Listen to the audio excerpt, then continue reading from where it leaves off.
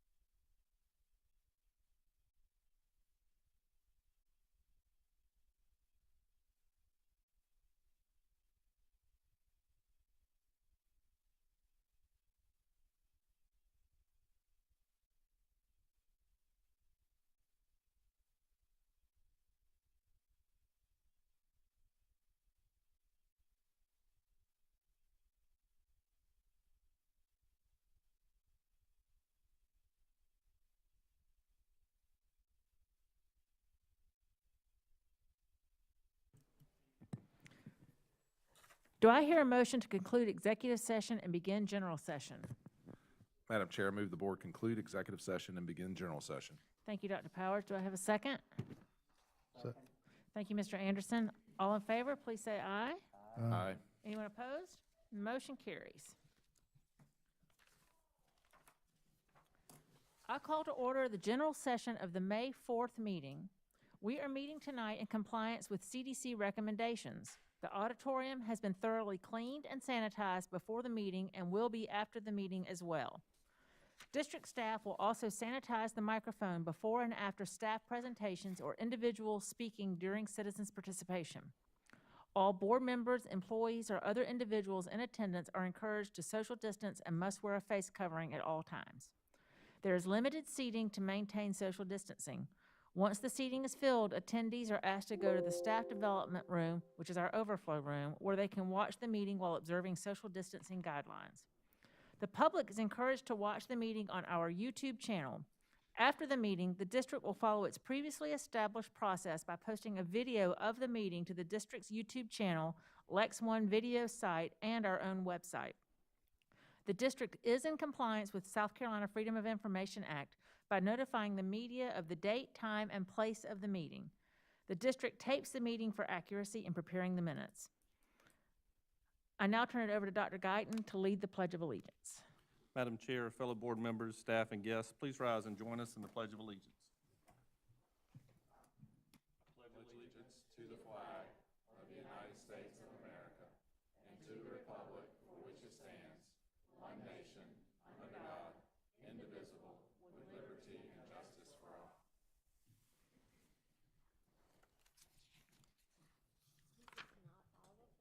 Okay. This is the first 23, and they're putting the rest in order. Okay, thank you. All right. Do I hear a motion to approve the agenda as presented? Madam Chair, I move the board approve the agenda as presented. Thank you, Dr. Powers. Do I have a second? Thank you, Mr. Anderson. Is there any discussion? All right. All in favor, please say aye. Aye. Anyone opposed? The motion carries.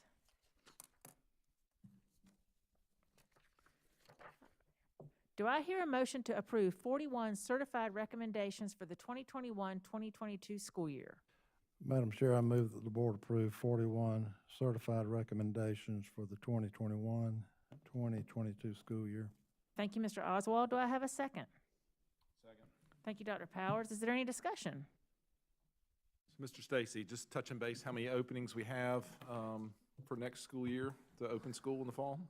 We're currently at 93 vacancies for the year. We issued contracts for our teachers for renewal April 26th. They're due back on May 10th. To date, we've received about 80%. We've had approximately an 80% return, which means that we have 410 certified contracts we're waiting on and 24 administrator contracts that we're waiting on. So we anticipate maybe a few more openings from that. People are making final decisions about what they're gonna do, and then we'll move forward from there. We did make up some ground this month, though, as far as resignations to recommendations. So I feel like we're on the curve going in the right direction now. Well, I'm always impressed of the 41. It looks like 25 of them are master's prepared, 15 obviously bachelor's, and we had 1 doctorate. So again, thank you for all you and Dr. Talley do. Thank you. Anyone else? All right, all in favor, please say aye. Aye. Anyone opposed? And the motion carries. Do I hear a motion to approve 1 administrative recommendation for the 2021-2022 school year? Madam Chair, I move that the board approve 1 administrative recommendation for the 2021-2022 school year. Thank you, Mr. Oswald. Do I have a second? Second. Thank you, Mr. Anderson. Is there any discussion? All right, all in favor, please say aye. Aye. Aye. Anyone opposed? And the motion carries. All right, moving on to 7.0, citizens participation. Lexington County School District 1's Board of Trustees solicits the advice and counsel of its citizens. To encourage this participation, the board provides a citizens participation period during our board meetings.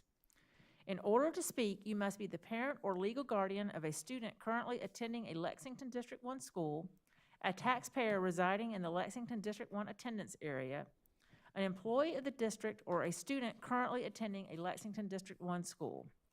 You may comment on agenda items, school operations, policies, programs, or other matters. You may not speak about specific individuals, whether students or staff. We want to remind you that this meeting is being live streamed and that the recording of this meeting will be part of the public record in perpetuity. We want to give everyone who came tonight an opportunity to speak. And in order to do that, I will call on each speaker by name and ask you to approach the lectern at the back of the room. The board will not reply to your remarks nor take any action during the board meeting in response to your comments or questions. You may address the board for up to 3 minutes. Please do not clap or make any comments, either while an individual speaks or after he or she finishes. As you came in tonight, you received a card to fill out if you indicated you wanted to speak. That card asks for your name, address, and other information. However, I will read only your name, the town you reside in, and the name of the schools your children attend when it is your turn to speak. If you did not fill out a card but wish to speak, please hold up your hand and someone from the communications office will provide you with a card. There's also communication staff in the hall that can assist you if you are not in the auditorium at this time. Anyone who is uncomfortable addressing the board in person may reach out to the board by email, telephone, or mail, and our contact information is available on the Lexington One website. We welcome all messages. All right. So we have quite a few of these. Do we have the other stack yet, or they're still coming? All right. Okay, yes, we have 23 to start out with, and there's more coming. So again, please hold your comments to 3 minutes so that everyone has a chance to address the board. All right, first, and these are in alphabetical order, is that correct? Numeric order. Oh, when you arrived, that's even better. All right. All right, our first speaker is Ms. Stephanie Berquist. Ms. Berquist lives in Lexington and is a parent of students that attend Beechwood Middle School. All right, y'all obviously knew that this was going to be a really big meeting, and we are here for that reason, and we are here in force. My name's Stephanie Berquist. I have 2 kids at Beechwood. I want y'all to put down your phones and make sure that you are paying attention to all of us tonight. Look right there at that sign that's on y'all's wall. Thanks for always putting children first. Nobody up here is putting children first. You're putting politics, money, your own personal fear. One of you in particular, who's in charge, nobody's putting the children first. We have been patient for 14 months, not 14 days, not 1 month, not 2 months, not 3 months, 14 months. Nobody needs to be wearing a mask 45 hours a week. Me and my family would all be dead 100 times over if masks protected us. We don't wear them, ever, anywhere. So shame on all of you. I really want to make this really clear because this is probably our last chance to get across to y'all. We will never, ever forget what you all have done, particularly the person in charge, and we will never forgive you. I personally will not forgive you. I have my son here, my daughter has spoken, and my husband is here for the first time because although we all have things to do tonight, this is important. We are done right now. I've said it before, nobody listens, but there is a large crowd and you have to listen now. We are done. You want to wear a mask all day long? Fine, nobody's saying you don't have to, but we are not. We're done. We're not doing it anymore. And I'm tired of saying it. You all on this board do not own my children. You don't, and you don't have the right to make the medical decisions for them. I do. That's my job as their parent until somebody takes that away from me. You want us to sign away liability? Fine. Y'all want to talk about liability? Fine. We'll sign whatever you want. It's not your job and it's not your choice. It's my choice for my child. So stop whatever high horse you're on and let me continue to parent the way that I do well for my children. There is study after study after study after study after study that nobody here wants to hear about, that I know nobody swaps sides, okay? But there is study and study that shows that masks don't work. There is study that supposedly say masks do work, and that's all fine. The bottom line is there is conflicting science. You want to wear a mask? Fine. I don't. My family doesn't, and we don't, ever. I want this right given back to me, and I cannot believe that I'm sitting here in front of a board asking for it. Every single person tonight is going to demand a vote. We know the rules. Somebody up here can select to have a vote. We want to vote tonight. Chapin is voting right now. I'm getting text messages right now. There's 3 in favor right at this moment, sitting at their meeting that y'all so conveniently all scheduled at the same time because our groups support each other. And there's 3 right now, 1 against. I will get the update soon. They're voting tonight. We demand a vote tonight. And I hope that's very, very, very clear. Thank you, Ms. Berquist. All right. Next, we have Ms. Lauren Pellington. Ms. Pellington is a teacher at White Knoll High School, and she is also our local Lexington rep for the SCEA, and her children attend Pleasant Hill Elementary School. Thank you, Ms. Pellington, for being here. Thank you. Last I spoke was in December. I found out my family, including myself, was hit with COVID. I ran out of here. As the board knows, they saw me turn out of here. It wasn't because I was scared. It wasn't because I was scared to talk. It was because I didn't want to further infect the other people, even 6 feet away. From those that I contacted those that I was in contact with that night just to make them aware. Again, not because I was scared, but because of courtesy. I care for my community, and I know most of the people here tonight, including those that are outside that might be against my point of view, all care for the community. I provided data that night to show the surge. While there is no surge currently, there is still major concern. I want to thank Ms. Amy Woods and her team that published a video the other day with the epidemiologist. Knowledge is power, and when doctors and the state epidemiologists state that there is still importance to wear these masks, I agree. I'm going to work knowing that staff and students need to wear a mask. People that don't share this view have their own data, germs on masks, CO2 issues, etc. But the fact still stands, they do help, and in fact, specifically for the remainder of this year, as those who choose to be vaccinated do. As you listen to those that are against masks, and some of you may be as well, please know, just because there aren't many that are here for masks, as I might be standing alone tonight, all right, there are plenty behind me, all right? Just remember that there was a child, an 11th grader, in Spring Valley that passed away just recently, past couple of days, due to COVID. Those of you that are against the masks can attempt to infiltrate, but I back the district and back the science. Thank you, Dr. Little, Amy Woods, and district staff for what you have done. I know it may not have come across that way before, but I do back the district. Lexington won together. Thank you, Ms. Pellington. Next, we have Jennifer Watkins Jeffcoat. Ms. Jeffcoat lives in Lexington and is the parent of a student that attends Deerfield Elementary. Good evening. I come to you today as a concerned parent asking for a mask choice versus a mask mandate. Our children are important to us and we care about their ability to breathe and function.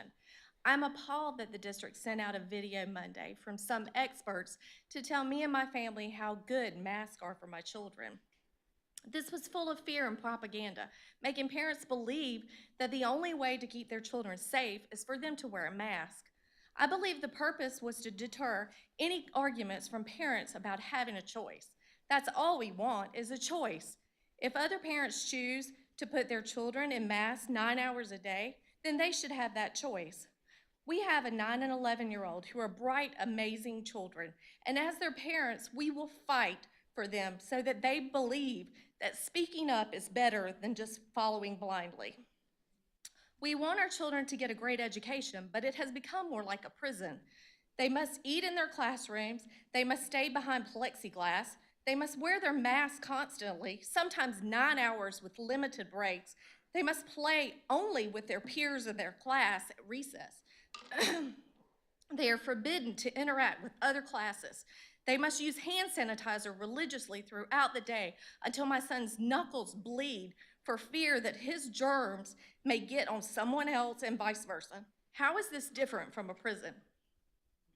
My 9-year-old was asked to write an opinion piece on something that was important to him. He wrote, In my opinion, I don't like masks because they're annoying and I can't see people's faces. I also don't like feeling like I can't breathe when I run with a mask on. I get a headache when I wear a mask, when I wear my mask too long. The other day I was wearing my mask while playing basketball in PE, and it gave me a really bad headache. I took off my mask and I felt better. My ears hurt sometimes when I wear my mask because of the things go around my ears. I can't see when someone smiles when they are trying to be nice to me, and they might think that I'm being mean. They might think that I'm being mean and ignoring them because they can't see my mouth and face. And then I can't make a new friend. In conclusion, it would be nice to not have to wear masks like we used to. This is a 9-year-old's words explaining and supporting that masks are not healthy and are psychologically damaging our children. I believe that it's totally unfair for one person to have authority over all parents and children to implement such stringent rules without knowing the real impact that it's having on our children. It is devastating that an environment has been created to make children feel like they can't play with their friends or hug their teacher for fear that that hug or game of catch will hurt that other person. All teachers and school staff have had the opportunity to get the vaccine if they wish, so why do our children have to remain masked and behind a wall of plastic? Our children should not be punished. We are not afraid, and we deserve to have a choice for our children. Thank you. Thank you, Mrs. Jeffcoat. Next, we have Mr. Brent Jeffcoat. He is a resident of Lexington and also the parent of children that attend Deerfield Elementary.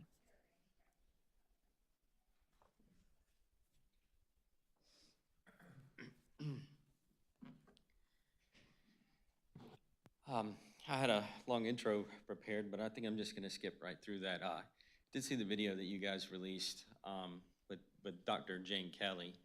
And so, you know, credentials are a big deal, right? Epidemiologist. I'm an engineer, okay? I'm a principal engineer. I work in the nuclear power industry. I do a lot of research.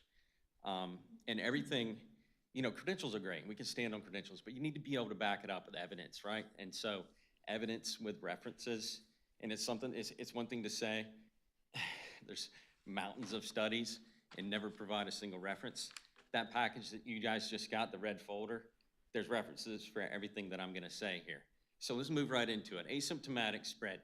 The hairstylist argument that Dr. Jane Kelly uses, again, is really based on, okay, so it's anecdotal in nature, and I've heard this argument over and over.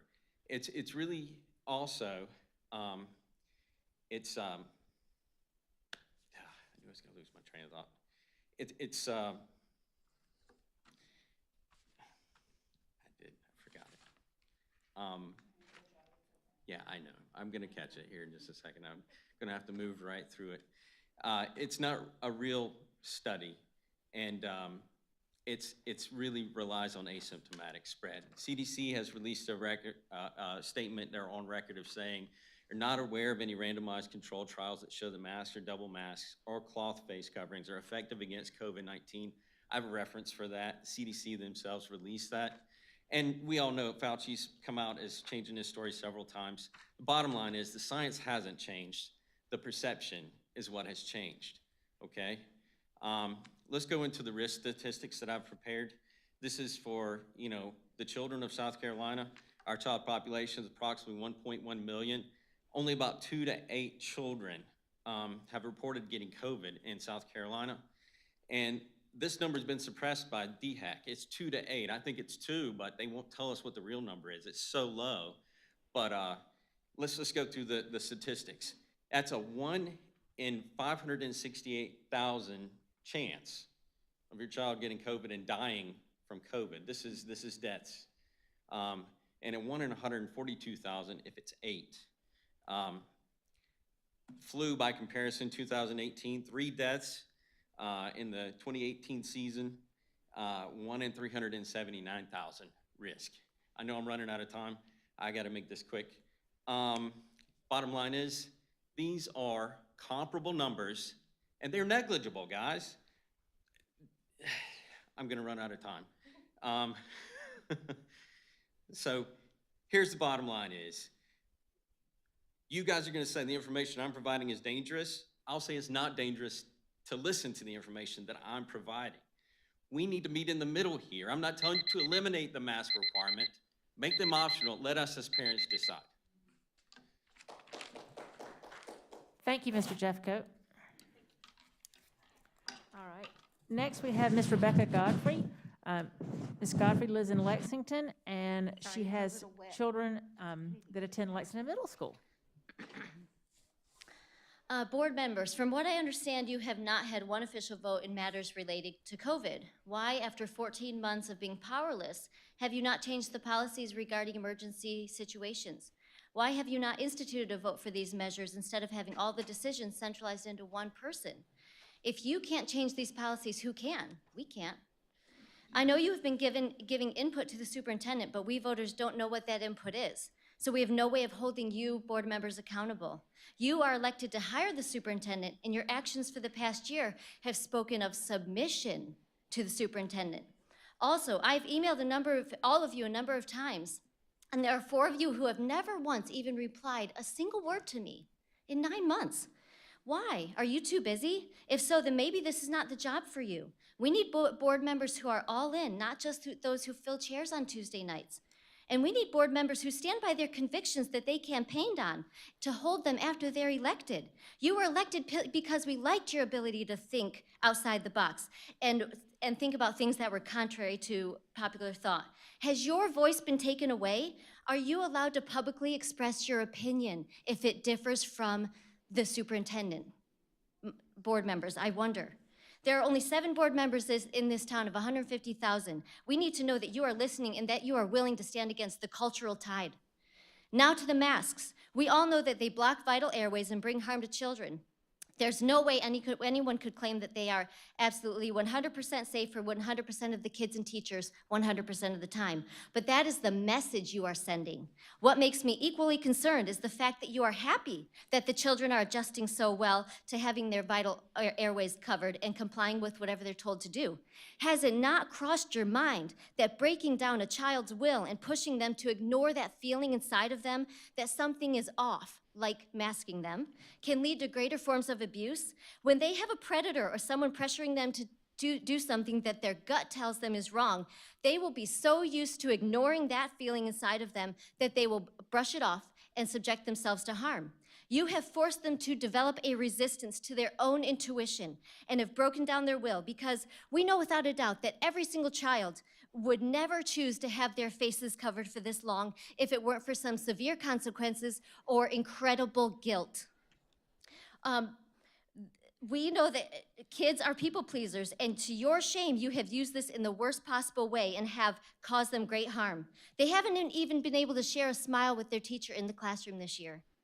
Your rhetoric says you want independent learners and you want to empower students who will design the future, but your actions speak louder. It is clear that you want all Lexington 1 students to stop thinking for themselves and conform to something that is totally unproven and unsettled. It's time to put the brakes on and redeem what little time we have left this year by opening the door to freedom of choice. Make masks optional. Thank you very much, Ms. Godfrey. All right, next we have Robin Von Parler. Ms. Parler is a resident of Lexington, and she is the grandparent of a student that attends New Providence. Good evening. Thank you for listening to us, and appreciate everything the board has done over the years. I've always admired and respected the school board, and honestly, I didn't expect to speak tonight. I just wanted to hear what was going on. I feel a little naive. I don't know if I'm more sad or if I'm more disappointed, because I don't understand what everybody's talking about the board not voting on something. I'm gonna have to find out about this, but yes, I have 2 grandchildren at New Providence, and I have 2 teenage grandchildren, and we're all going through this. One of my daughters is a teacher. I have not written a speech, anything. I just know I've spent a lot of sleepless nights thinking about my little 5-year-old, and I drive up to pick them in carpool so much, and I see, one thing I've talked about with my daughter is seeing them walk out, and you don't see their smiles after a happy day. They're weary, and that just breaks my heart. I have some things on my phone that I've just collected here and what people have said and things that have struck me. I'm going to skip around. I'll pause as I try to find my notes because I really was here to listen, but thank you for hearing me. Every child needs fresh air. It's unhealthy to isolate. Masks seem to imply guilt or shame. We're used to seeing masks on little cartoon characters, you know, the people, the bad guys and stuff. And when I see all these kids come out, it's funny, they remind me of poor little Halloween kids. And so many parents are letting these children wear masks just as a costume. I see so many adults that don't have masks on, and the children do. I remember one Sunday morning, I was on the second floor. I looked out onto the playground, and I knew the parents were in the building, and I saw the children on the playground on a beautiful sunny day with their mask on them. Oh my goodness. So anyway, on down my list, something someone said on the news caught my attention, and I wrote it down. Different people are saying contact Child Protective Services. This is morally unacceptable to require masks on the children. This was striking. If my child gets a note saying every day after lunch your kid will be punched by a teacher, that's the same as requiring masks. It's child abuse. We have to speak up. We have to fight back. If we don't resist, there is no escape. This is not about science. It's a political mandate. Children don't need to wear masks. How do you teach a child? Now, some of those other words were not mine. I'm just writing a quote.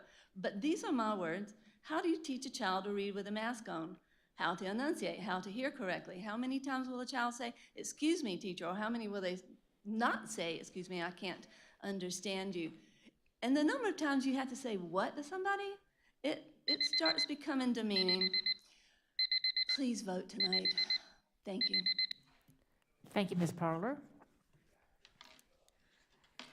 Next, we have Mr. Derek Blizzard.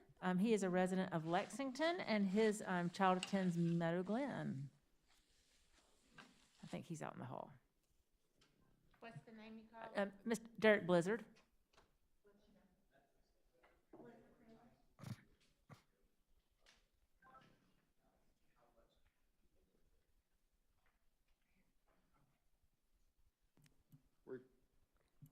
I guess it's our turn, okay. Yes, thank sir, you. go ahead. Thank you so very much. It's a little bit disorganized out there, so. Thank you, hey, thank you for having us. This is Derek Blizzard here. This is my son Logan Blizzard, Carrie Blizzard. We're just here to ask you, obviously implore you that you can see that this is a huge deal for the parents of Lexington, and more specifically, these children. We're in a situation here where, I mean, we keep hearing that the numbers, they mean something, but the numbers here of the people that are here tonight, this isn't by accident. I'm looking around this room and I see people that I know love their children, that are trying to make the best decisions they can for their children every single day. And most of you up there are not helping us or stopping us from making our own decisions. It's a gross overreach. And I've never spoken at one of these before. My heart hurts. Things happen outside of the school that you guys aren't aware of. The psychological impact of wearing these masks, it's more than I think these children can bear, more than what they should have to bear. The style of learning that these children are going through right now is the equivalent of institutionalized learning that inmates go through. You know, we're blessed here to live the way that we do. But children that go to school every single day that wear a mask and have to be kept behind plexiglass, it's unbelievable to me. I can't even believe I have to sit here and look at other people that I've seen and known and voted for, and even have this conversation. I know I'm running limited here on time. I'm in 19 seconds of me up. What I would say next is just, everybody here is going to ask you to end the mask mandate for schooling. I'm not asking you to do that. I'm just asking you to make it optional. You don't have to end it. They can wear a mask if they want. But just make it optional for these children. Make life more normal. Let's not have any more children hurt themselves. No more children committing suicide. Let's try to do what's right for these children. And have we considered a litmus test? What happens if we just took all the children out of masks? What would happen if numbers didn't spike? If they did, we could put them back in masks. Why wouldn't we take a common sense approach and look at it in that way? And really use science instead of this N of one logic that says that one person states this is the way that it is and we must follow these guidelines. So understand that it's a gross overreach. We really think it should be voted on tonight. And, you know, we know who every single one of you are. And it's time to make a change, and that time is right now. Thanks for having me. Chapin's vote just finished. Masks are gone. Just telling y'all and. Thank you, Mr. Blizzard, and for your family for coming with you. All right, Mr. John Mew. He is a resident of Lexington, Trying to get and it his dry. children are unable to attend school. Thank you, Mr. Mew. Yeah, thank you. My two girls should be attending public school this year. Unfortunately, they were denied their exemption request by the superintendent, and we were forced to make a choice: faith and principles, or tell our kids our faith and principles don't really matter. And so we had to really dig deep. We found an opportunity at Edge Christian Academy that allows parents to make choices. They believe that parents are still in charge of kids' health decisions, in charge of making the best determination for their children. Our kids have attended 5 days a week since August. They started on time, no mask mandate, limited social distancing, and the children have had a normal school year. Our kids will finish on May 28th. Our kids did not have to go through the sufferings, the tyranny, the disrespect by the board and the Department of Education for not allowing parents to make health decisions.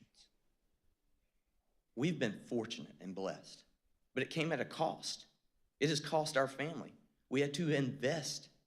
We are having to spend more money, not just the tax money we get to send to the district. And I appreciate our teachers. My family has teachers. I support public education. But we're paying for an education that is guaranteed in the state constitution for my children, and they've been denied that access. They were denied that access. All I'm asking for as a taxpayer, as a parent of 2 children who should be in public school, the school board allow parents to make health choices and decisions for their children. I ask each of you tonight, the board members, lead, take a vote tonight. Show us who is in favor of allowing parents to make choices and who's not, so that way we know who to vote out next time around. I know serving as a board member is a lot of work, and nothing you do gets praised. I get that. I thank you for your service, but I am asking you to show us, the parents, the people that elect you, where you stand on this issue so we can make decisions in the future for our children. I thank you for my time tonight. I ask that you take that truly to heart, because parents should be making the decisions of health, and faith should not be decided by the school district or the superintendent. Parents still get that right and choice. Thank you. Thank you, Mr. Mew. All right, next we have Mr. James Reynolds. He lives in Lexington, and his children attend Gilbert Elementary and Gilbert Middle School. Just 1 second so you're not wet.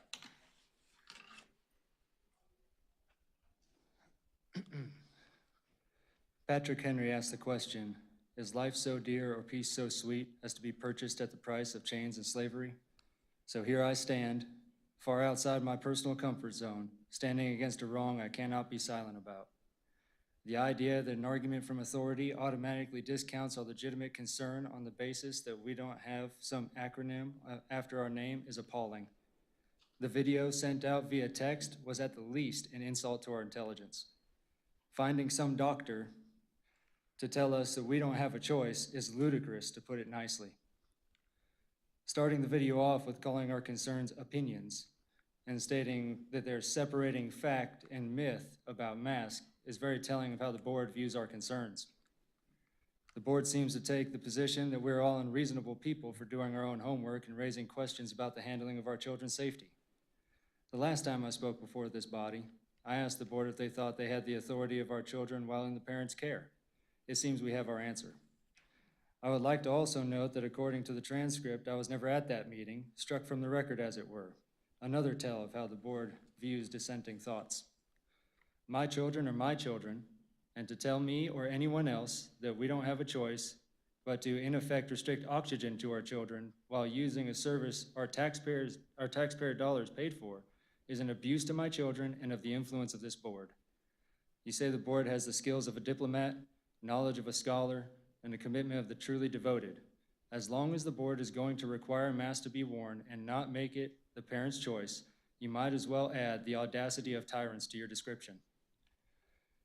James 4:17 states, "To him that knoweth to do good and does it not, to him it is sin." In 2 Corinthians 5:10, "For we must all stand before the judgment seat of Christ to give account for the things done in this body, both good and bad." So with those thoughts, I leave you with this. I demand a vote. Represent the people, please. Thank you, Mr. Reynolds. Next, we have Melissa Craps. She lives in Lexington and has a student that attends Lexington Elementary School. Good evening. I'm here to speak on behalf of my child. She is a fourth grader at LES. LES currently has 0 COVID cases, none. So please tell me why she has to wear a mask all day. She doesn't like having to wear a mask, and to be honest, I don't like it either. My youngest 2 children go to preschool. Them nor their teachers have worn a mask this entire time, and they haven't had a problem there. We reached herd immunity back in January, and currently, less than 1% of our population in South Carolina has COVID-19. Last March, Dr. Fauci went on 60 Minutes and told Americans not to walk around with masks on, that wearing masks gives people false sense of security. We need to stop this madness now.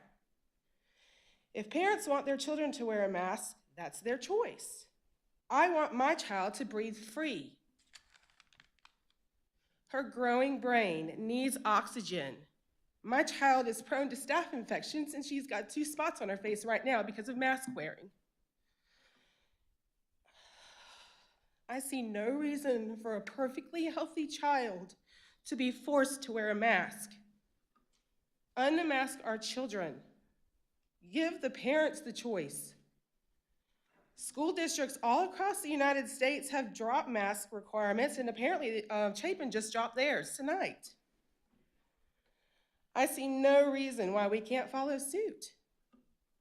I am demanding a vote tonight to unmask our children. I asked my child when she got home from school today what she wanted me to tell you. I don't want to wear a mask at all. It's hard for me to breathe. I want to have a mask off all day. Thank you. Thank you, Ms. Craps. Next, we have Angie Peters. She lives in Lexington and has students at Lake Murray Elementary School. Sorry. Good evening. I'm Angie Peters. I have 2 children at Lake Murray Elementary, and I have come tonight to ask you guys to please vote on not forcing our children to wear masks every day at school.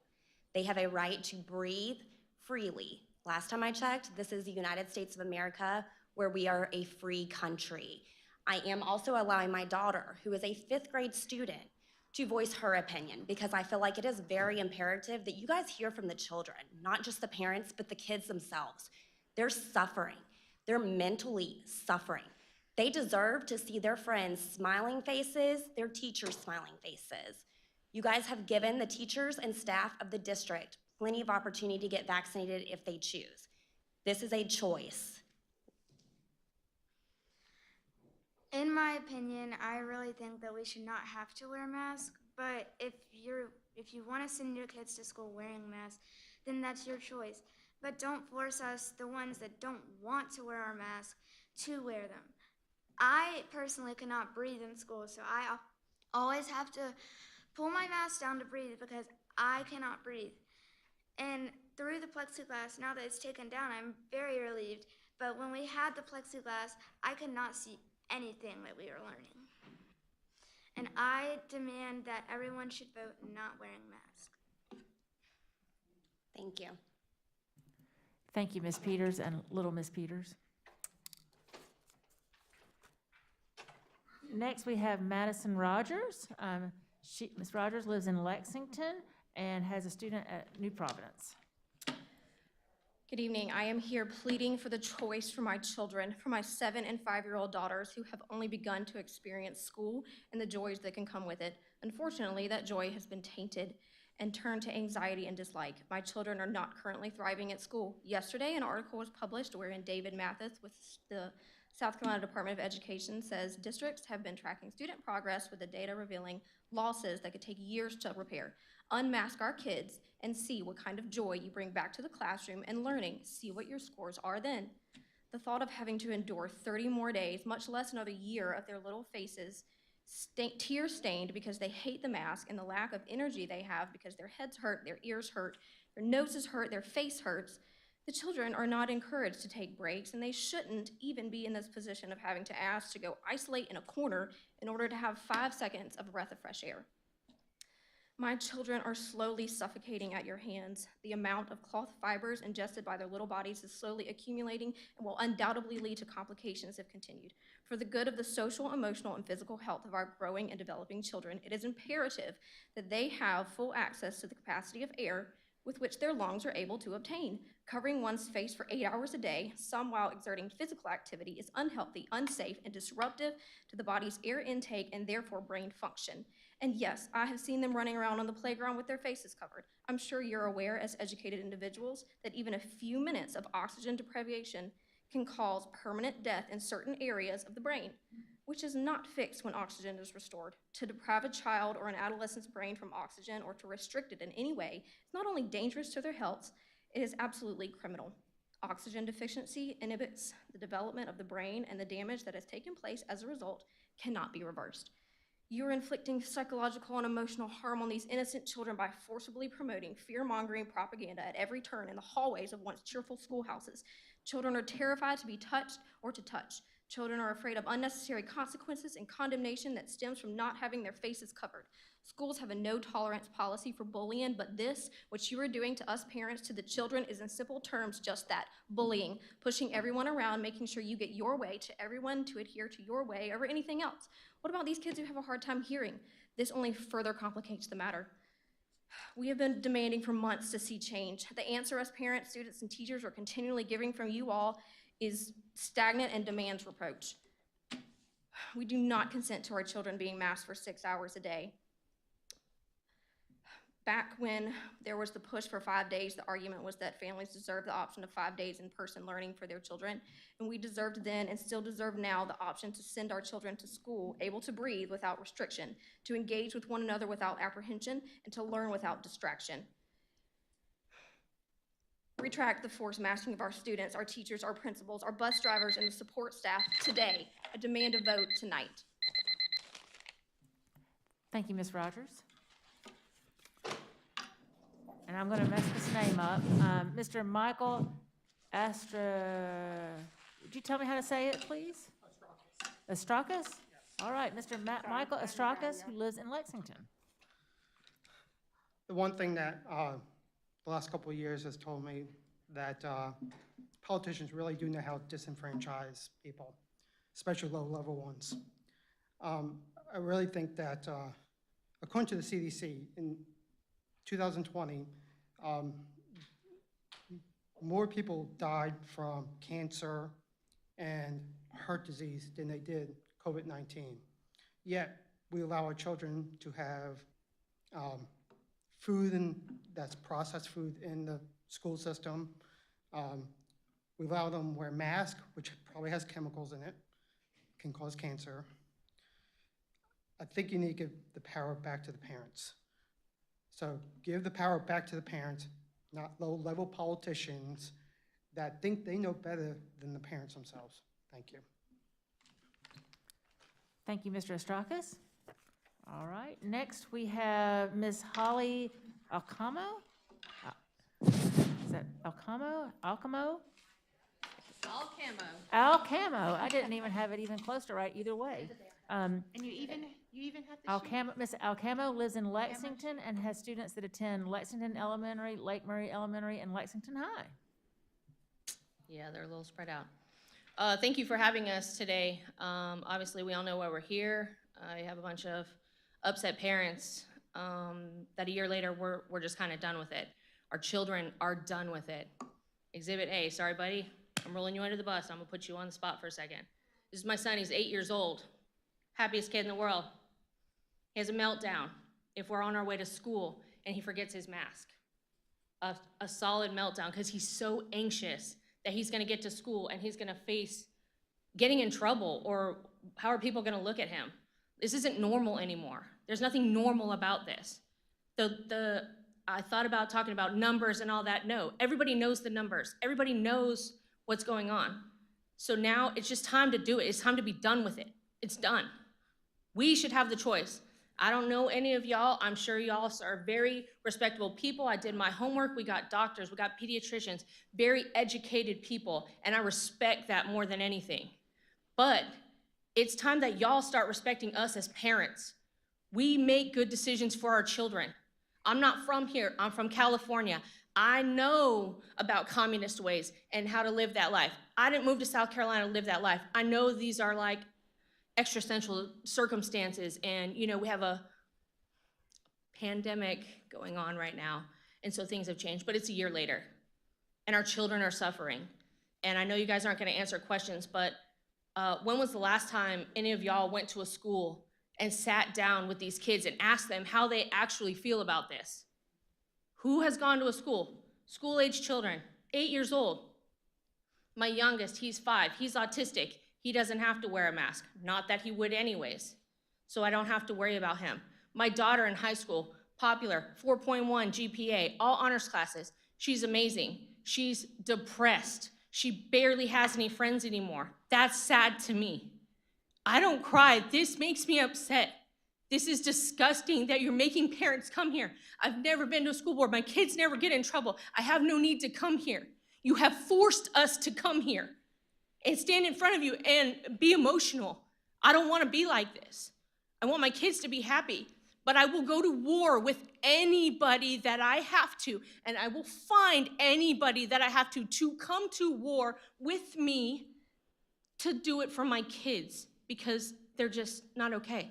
And it's okay for them to go to school. And if the masks are safe and we practice social distancing like the schools have been doing, you can still implement stuff. You can still make it their choice. You can separate them. I don't care if I have to come and help y'all plan a way. I'll get involved. I don't have a problem with that. I'm sure plenty of parents would volunteer their time to come help figure out a plan to make it work so that kids can wear masks that want to wear masks, and kids that don't want to wear a mask because they're tired of it and they're anxious and they're over it, they don't have to wear it. We'll figure out a plan.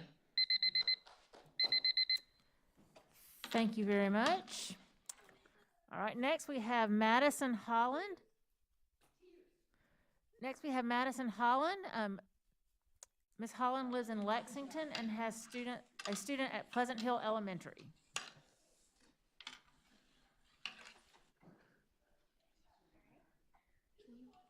Say something, just say hello.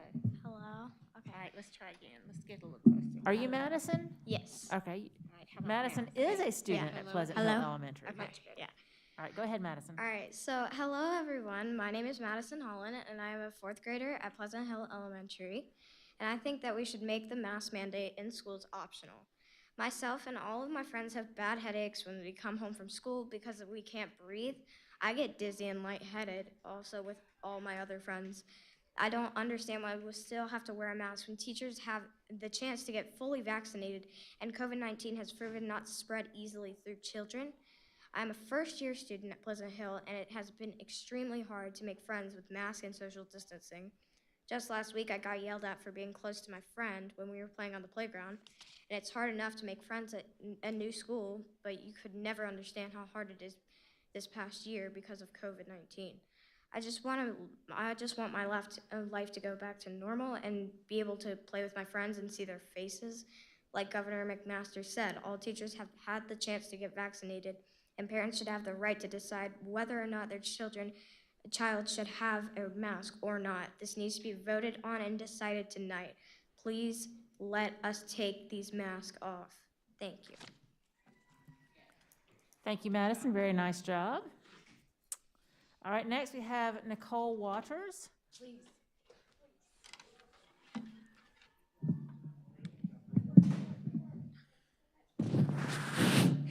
Ms. Waters lives in Leesville and has a student at Centerville Elementary. Just stand here a minute so I can see if the mic's going to be good for you, because we lowered it for her. Okay, it's fine. Bring it back up. Right, now you should be good. Okay, I just wanted to speak really quickly for my daughter who's in kindergarten. She, at the beginning of the school year, masks were optional, and she did great. Once they were mandatory, she started complaining that she was not able to breathe. Every time that she comes home, her mask is drenched, it's rancid, it smells horrible. She's 6 though, so, and she asked me, Mommy, please just tell them that I can't breathe.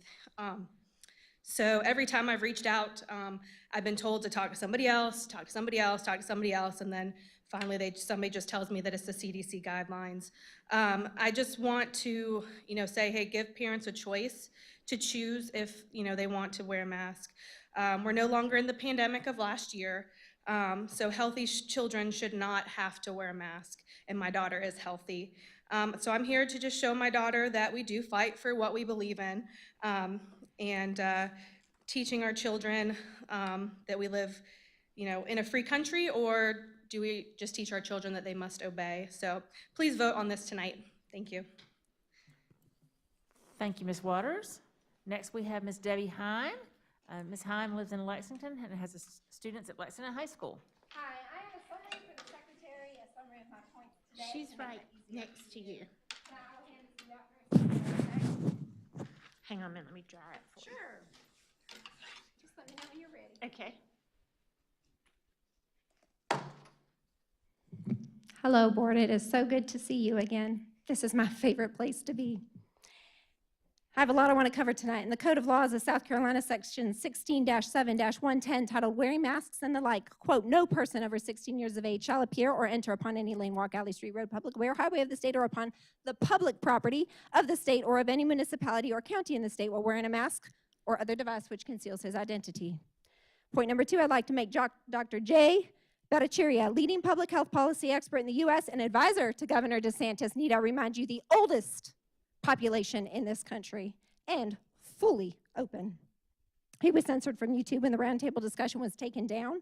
Dr. J is adamant we not mask young people.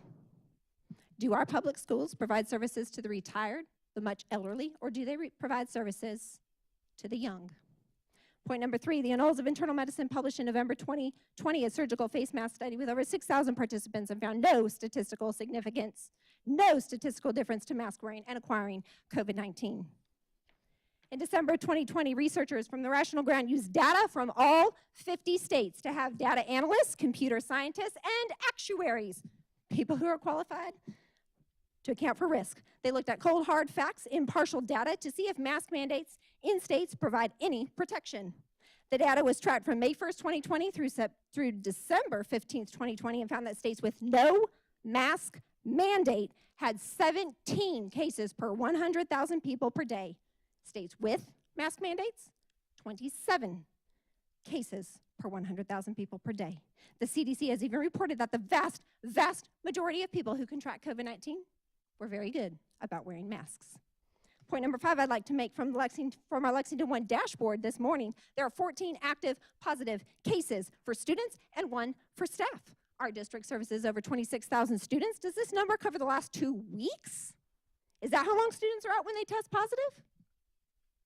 Governor McMaster said on April 20th, it is ridiculous for school districts to tell parents whether or not their child should wear a mask in the classroom. That is up to the parents. It's time to unmask our children. His post about this on Facebook showed more than 4,200 thumbs up and hearts of loves with 146 sad faces. Point number 7, in an earlier board meeting we discussed It was discussed districts who are not doing so well. And the report for this year is that they're doing far worse. Point number 8, an exchange of emails with Ms. Green from April. Ms. Green stated the board is to, quote, establish goals and policies for the district. So I asked what goals and policies did the board do in regards to COVID. She was not interested in directly answering that question until I asked her a yes/no question. I said, quote, your answer to this question is that the board did not set any decisions, processes, or procedures for the COVID pandemic. Because you believe those decisions fall upon the superintendent's responsibilities. And she responded, that is correct. Number 9, the district's website page for the overview of policy said, quote, school board members carefully develop policies, take actions, and make decisions for our schools to reflect the values and expectations of the citizens of this attendance area. And we are the citizens. Thank you. Thank you, Ms. Heim.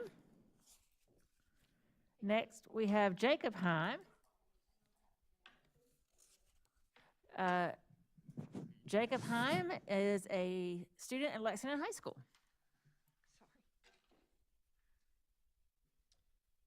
All right, so I'm going to finish. All right, I'm going to finish point number 10. Our community has been asleep, trusting you, but your inactions and failures have woken us up. This is an opportunity to do the right thing in voting to remove the mask mandate in our district. Okay, so I'm a sophomore at Lexington High School, and nobody I know thinks that diseases are really a problem for them because we're young, fit, and healthy. Like, this isn't a problem. So nobody talks in any of the classes because the school feels like a prison. You're sitting in your classrooms all day and you aren't allowed to go into the cafeteria and socialize. It's dead quiet when you're eating lunch. So a lot of seniors I know as well, they aren't happy that you've stolen 2 classes of seniors worth of graduations and senior years. A lot of them are really pissed off and will not be voting for you in the next election. We all hang out outside of school as well, and there's 0.1% of the entire school body that has gotten COVID in the last 2 weeks, right?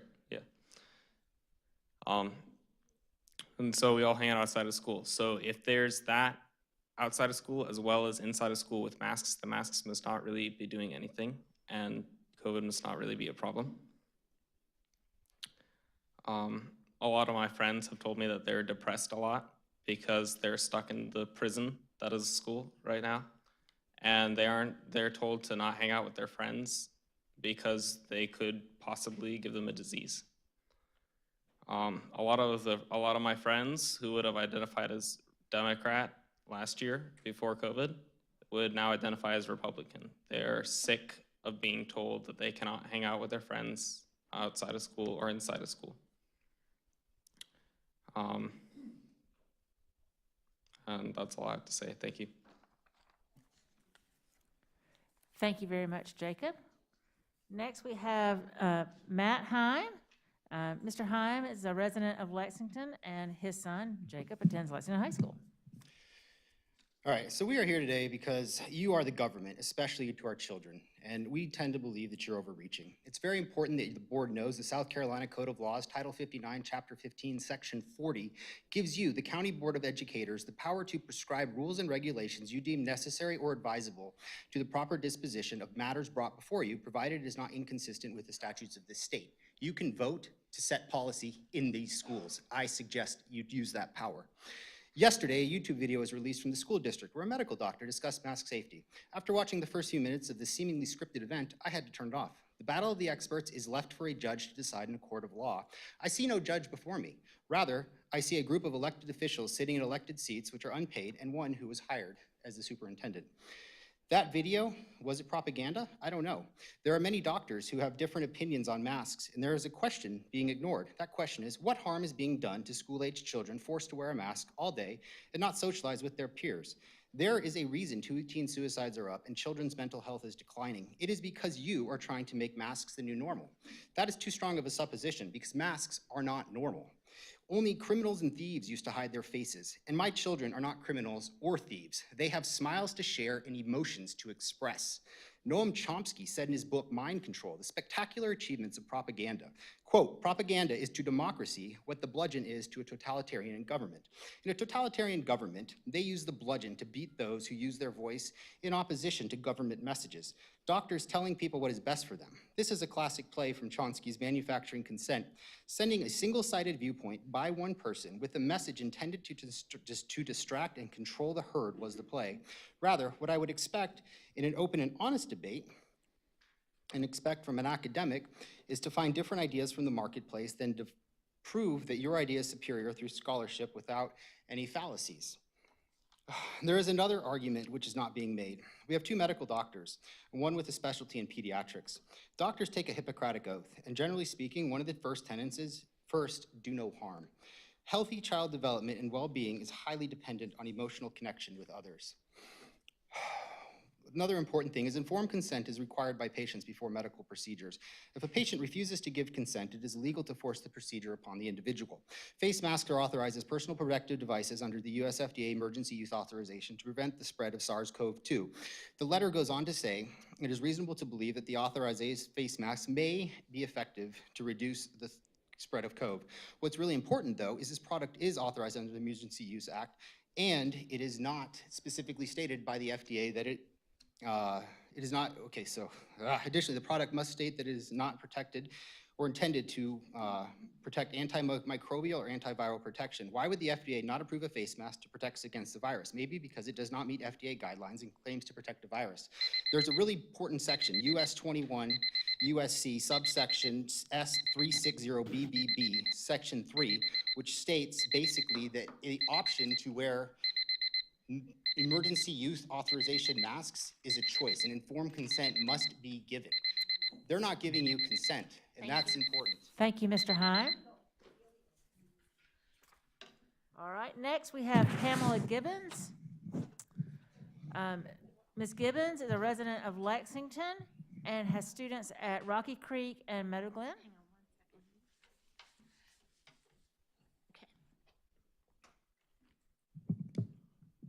Hi, good evening. Okay. It's fair to say you can see parents are fed up, children are fed up. I think we all agree that your version of choice is very different from actual choice.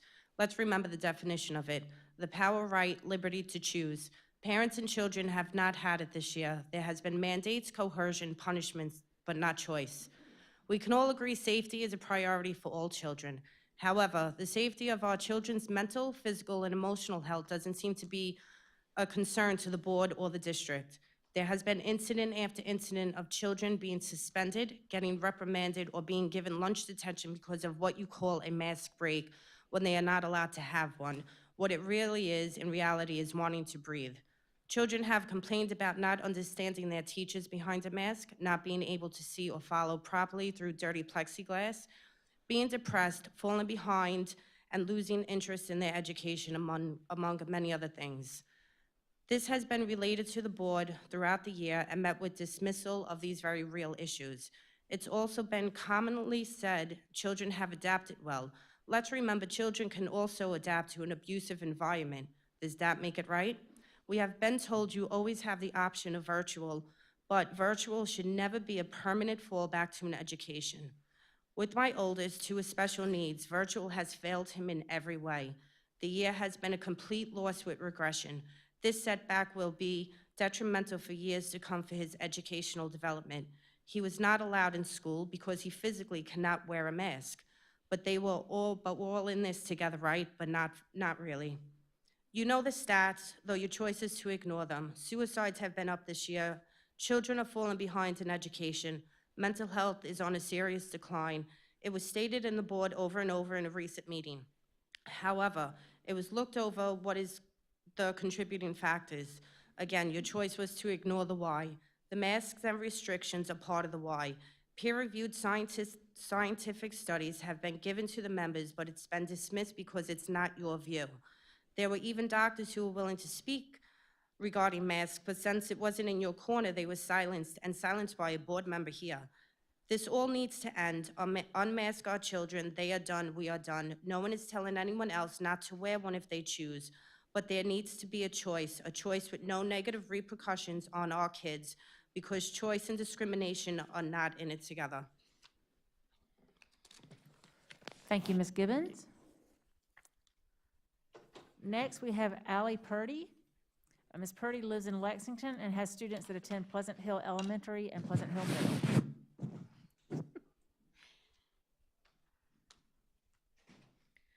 Good evening. Yesterday, I was really bothered by the propaganda video that was sent out to the district regarding masks. I tried to listen with an open mind, but the more I heard, the more questions I had. Dr. Jane Kelly started off talking about vaccines and then started relating it to seatbelts and to masks. She stated that people were upset when seatbelts save lives started, but then we saw motor vehicle deaths went down. Yes, we can all agree that research was done to prove that. However, I think if people were told they had to wear seatbelts 40+ hours a week, and even when they're not in a car, people would have been upset. I then realized our school district buses don't offer our kids seatbelts. So why is it Dr. Kelly's argument was that riding in a vehicle isn't safe without seatbelts? But yet every day our district lets our kids ride in school buses unsafely, even all these years after Save a Life campaign has shown us that they are important. The district, however, mandates that our children have a mask on their faces for almost 40 hours a week with no real research showing masks and the health effects on our kids. As Dr. Kelly's direction, I decided to do some research. I found out that as per the Lexington One dashboard, that as of April 30th, we only have 22 student cases and 0 staff cases in our district. We have over 27,000 students and 3,900 staff members. Why on earth are we punishing our kids for 22 positive cases district-wide when we have numbers that are so low? I read up on the International Journal of Environmental Research and Public Health, Volume 18, Issue 8. Physicians from New York studied the effects of wearing masks of surgical type, and amongst medical professionals, in a sample of 343 participants, 71.4% of the participants had headaches, 28 persisted and required medication. The effects intensified with prolonged usage. In a mask experiment from 2020, significant impaired thinking and impaired concentration were found from all mask types after 100 minutes of wearing these masks. Initial headaches were experienced in 82% of the 21 to 35-year-old participants when they wore masks for 18.3 days over a 30-day period, with an average of only 5.9 hours per day. The use of masks for several hours often had adverse side effects such as headaches, local acne, mask associated with skin irritation, itching, sensations of heat, and impairments and discomforts. According to a questionnaire survey, masks frequently caused anxiety and psychovegetative stress reactions in children as well as adults. Over 50% of mask wearers studied had at least mild depressive feelings. Additional fear-inducing and often exaggerated media coverage further intensified this. I ask what data has shown what this is doing to our kids. We demand a vote. Thank you, Ms. Purdy. Next, we have Kaylee Purdy. Kaylee is a 7th grader at Pleasant Hill Middle School. I want you to say hello so that I can see if I have it low enough. Just step right up. All right, just say anything so we can see if it works. Hi. Yeah, you're good. Just Okay. stay right there in front of Okay, every day in our classes, we are always told to put on our masks. Well, it's really hard. Wanting to talk to your teachers or friends and then having a mask in your mouth when you speak. Also, it is really hard to hear each other with the masks. Thank goodness the plexiglass is gone because that was really hard to see and learn what was on the board. It is also always really hot in the afternoons, so we breathe hot air into our masks. We are always yelled at that our masks are off, outside, in the hall, in classes, on buses. Every day we are always yelled to put on our masks. When we are in the school, we are always told to wear a mask and stay 6 feet apart. But when we are out of school, we are always hugging and not wearing masks and not social distancing. Every day kids get written up for not wearing masks. Even I have been written up once or twice for not wearing my mask. The last Oh, and also many students have been suspended for not wearing a mask at my school. In fact, 3 in my Spanish class have also been suspended. In Lexington District 5, they just had a vote and now they don't have to wear masks, which is fun for them, but we also wish that it was for us. The last thing I ask is we would like to have a vote. Thank you, Kaylee. Very good job. Next, we have Nicole Roturo. Did I pronounce that right? Roturo? Can you correct me while we have a minute? Rotro. Okay, thank you very much. And Ms. Rotro lives in Lexington and has a student at White Knoll Middle School. Sorry. Good. My name is Nicole Rotro. I'm a parent here in the Lexington 1 School District. I appreciate the opportunity to come and say my piece, and I appreciate the fact that everyone else has decided to show up as well. I also appreciate the fact that the school district follows CDC guidelines. I think it's really important to remember that while it'd be great not to have to wear a mask anymore, that'd be wonderful, but COVID has not gone away. Just this week, the American Association of Pediatrics released that cases for children have actually gone up to 22% of the current caseload. And granted, the concept that we have about viruses is that children only pass it to each other, and that's not true. We have staff and faculty that are exposed to kids that are coming from homes that are not following CDC guidelines and are choosing not to get vaccinated. And saying that teachers have an opportunity to get vaccinated and that should protect everyone, that's not how it works, because the COVID-19 vaccine is basically like a flu shot. So it's not going to guarantee that you don't get COVID. It just means that you're less likely to die from it. And I think it's important to not only protect our children, but also to protect the people that are working with our children. And putting everyone over one individual's wants is more important in a global pandemic. We may not see directly the effect on our own lives just every day, but a lot of people have died, and a lot of people are going to continue to die. But we need to do everything we can to help prevent that. And that's all I want to say, and I appreciate the time to come and talk to y'all tonight. Thank you, Ms. Rotaro. Thank you. Next, we have Ginger Gary. Ms. Gary lives in West Columbia and has students at White Knoll Middle and White Knoll High. I might need to bump it up. You're fine. Okay. I didn't have anything prepared, and I appreciate you guys letting us come in. But my main thing is we want to vote on making it a choice of the parents to mask their children or not. I wrote a little bit down just so I can get thoughts on paper. It says, I'm here to advocate for all children that have to don a mask just to get an education. My youngest son has had issues with coughing, headaches, and acne due to wearing a mask. He even said that he is thankful now that it's gone. It was extremely difficult to hear and learn with both masks and plexiglass. He is a Latin student and he has issues sometimes with some of the words due to not being able to see the teacher's face. Being that I personally know what it's like to wear contacts and attempt to wear a mask, and I have donned a mask for less than 5 minutes. And I told the doctor, I was like, I gotta take this off. Can't wear it, sorry. But my exhale was going straight to my eyes, if that's what you call it. And my eyes started to dry out. So for the students that have glasses or contacts, 1, the glasses will fog up, or 2, the contacts will dry out because every time you exhale, it goes straight to your eyes.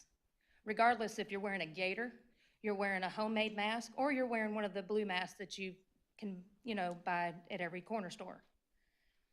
Masks need to not be mandatory. My child does not need to sit in his classroom and pull down his mask for 2 seconds and be reprimanded for it. My son was also on quarantine before spring break due to he was a close classroom contact, which I thought was garbage. He's healthy. None of us in my house have been sick. I have not worn a mask yet. I had one office tell me, "Where's your mask? I don't want to talk to you unless you got a mask on." You're gonna tell me after I've been back in your office that I now need to wear one? Because I'm sorry, her father passed away. I empathize with that. But it's a year later. The masks are done.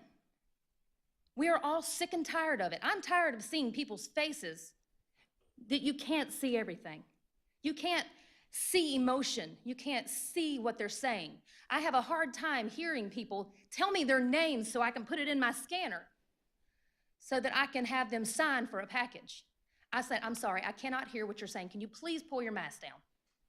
I'm tired of asking people to repeat themselves, as is my child. It is not for a child to ask a teacher to repeat themselves, because over time, the child is gonna be sick of asking, and so they're just gonna go by. My child was an A student before this year. He's now a B student, and that's not him. Thank you. Thank you, Ms. Gary. Next, we have Gary Martin. Mr. Martin lives in Lexington. Yes, thank you for hearing me. I have a 9-year-old granddaughter who goes to school in the district. She came home last week crying. I asked her why. She says because friends in her other class she can't even say hi to. Do you think I need to hear that from a 9-year-old girl? No way. Now, why I'm here is because I've been told a lie, you've been told a lie. This whole country, this whole world has been told a lie. How do I know it's a lie? Very simple. Common sense. I have never from any politician, from anybody who can cite a study that says masks protect you from the virus. None. You can't find it. It's not out there. Don't you think some common sense? If it existed, you and I would be blasted with it. We haven't been, because it does not exist. But I know of 2 studies, and actually 3, that are contrary to that. 1, a 6,000 person study out of Sweden, okay? You know what it found out? Wearing a mask, not wearing a mask. The infection rate, statistically the same, okay? CDC buried a study from March of 2020 to December of 2020. They did a study, wearing mask, not wearing a mask, right? It came out on a Sunday. Why did it come out on a Sunday? Because they wanted to bury it from the media. You know what that came out to be? Wearing a mask, not wearing a mask. Statistically the same, no difference. Don't you think that if it was true that wearing a mask protects you, that they would be blasted over the airwaves? Silence, dead silence. There's a reason why dead silence. They don't want to hear it. This is for political reason. I'm sick of it. It doesn't do any good. Just recently, 2 professors out of MIT did a study on distance. You know what they found out? Their words, not mine. 60-foot and 60-foot difference from people. There's statistically no difference in virus transmission. None. None. Do you hear that? None. My son didn't wear a mask at work. Those who did all got sick. He never got the virus, and he has cystic fibrosis. Never once got sick. He lived with 2 people that got the virus. He never got sick because he never wore a mask. I'm sick of the lie. I hope you are. You know that Lexington Richland 5 voted to get rid of the mask? They don't work. The virus is so small, it goes through any mask. Please vote tonight to end it. Please. Here, follow the science. Thank you, I Mr. follow Martin. the science, you are not. Thank you, Mr. Martin. Next, we have Justin Silver. Mr. Silver lives in Gilbert and has students at Gilbert Middle and Centerville Elementary. Probably won't take the whole 3 minutes, but I just wanted to address the inconsistency with the mask. If a child has the mask pulled down below their nose, they get detention, lunch detention. I know for a fact, I have photo evidence of teachers with the mask underneath their chin during class. So if my daughter is going to be punished for this, why are the teachers not? If you can't enforce this, then drop the whole thing. It's ludicrous. My mom went to a nursing home. She wore a mask, the face shield, the cap, the gown, gloves, booties. She still got it. It does not work. This is about control, and that's it. And we're pissed. Enough. Thank you, Mr. Silver. All right, next we have Anderson Stumpf. Mr. Stumpf lives in Lexington. Are you Anderson? All right. Mr. Anderson Stumpf is a 4th grader at Rocky Creek. All right, take it away, Mr. Stumpf.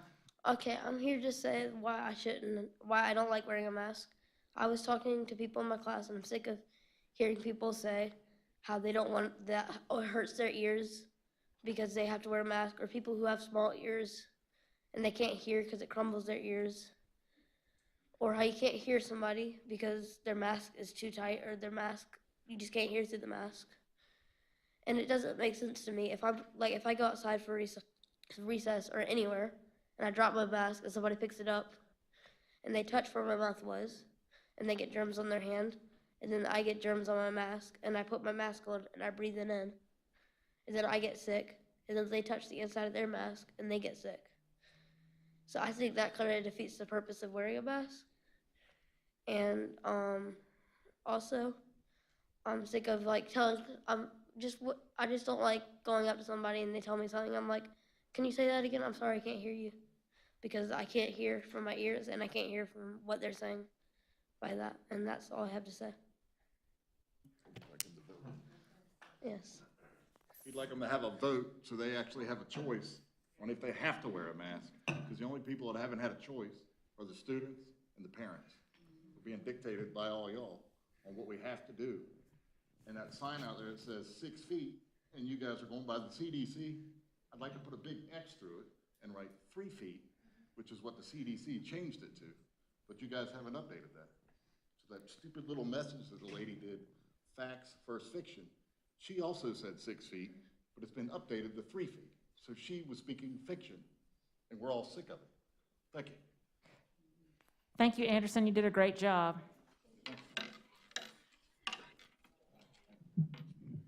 Next, we have Jackie Bruce.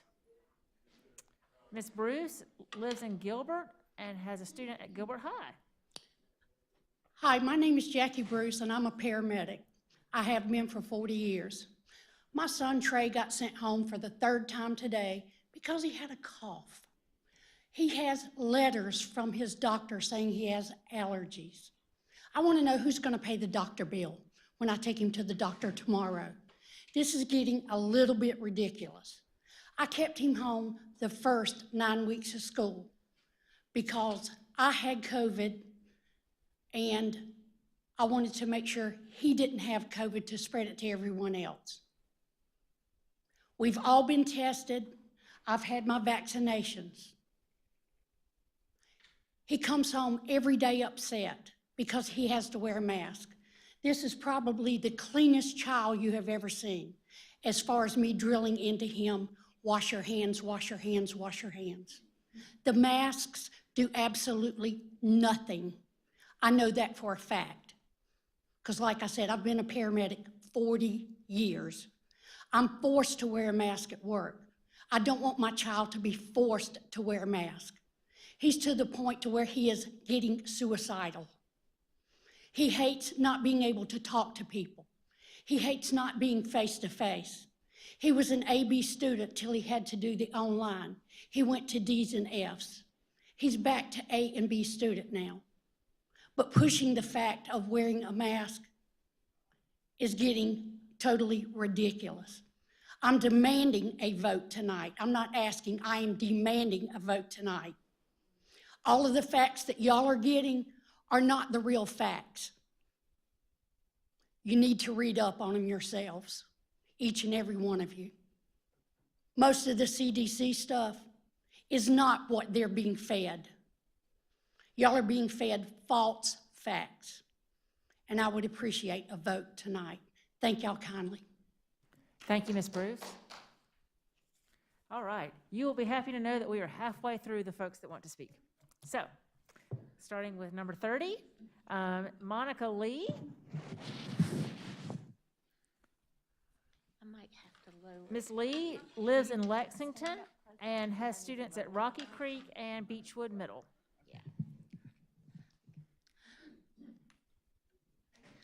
Thank you for finally letting us in. It's freezing out there after being poured on in the rain for so long. Sorry, I'm not a speaker at all. I pulled my children out of public school because I won't force my children to wear a muzzle. I think you need to keep your politics out of our children's lives.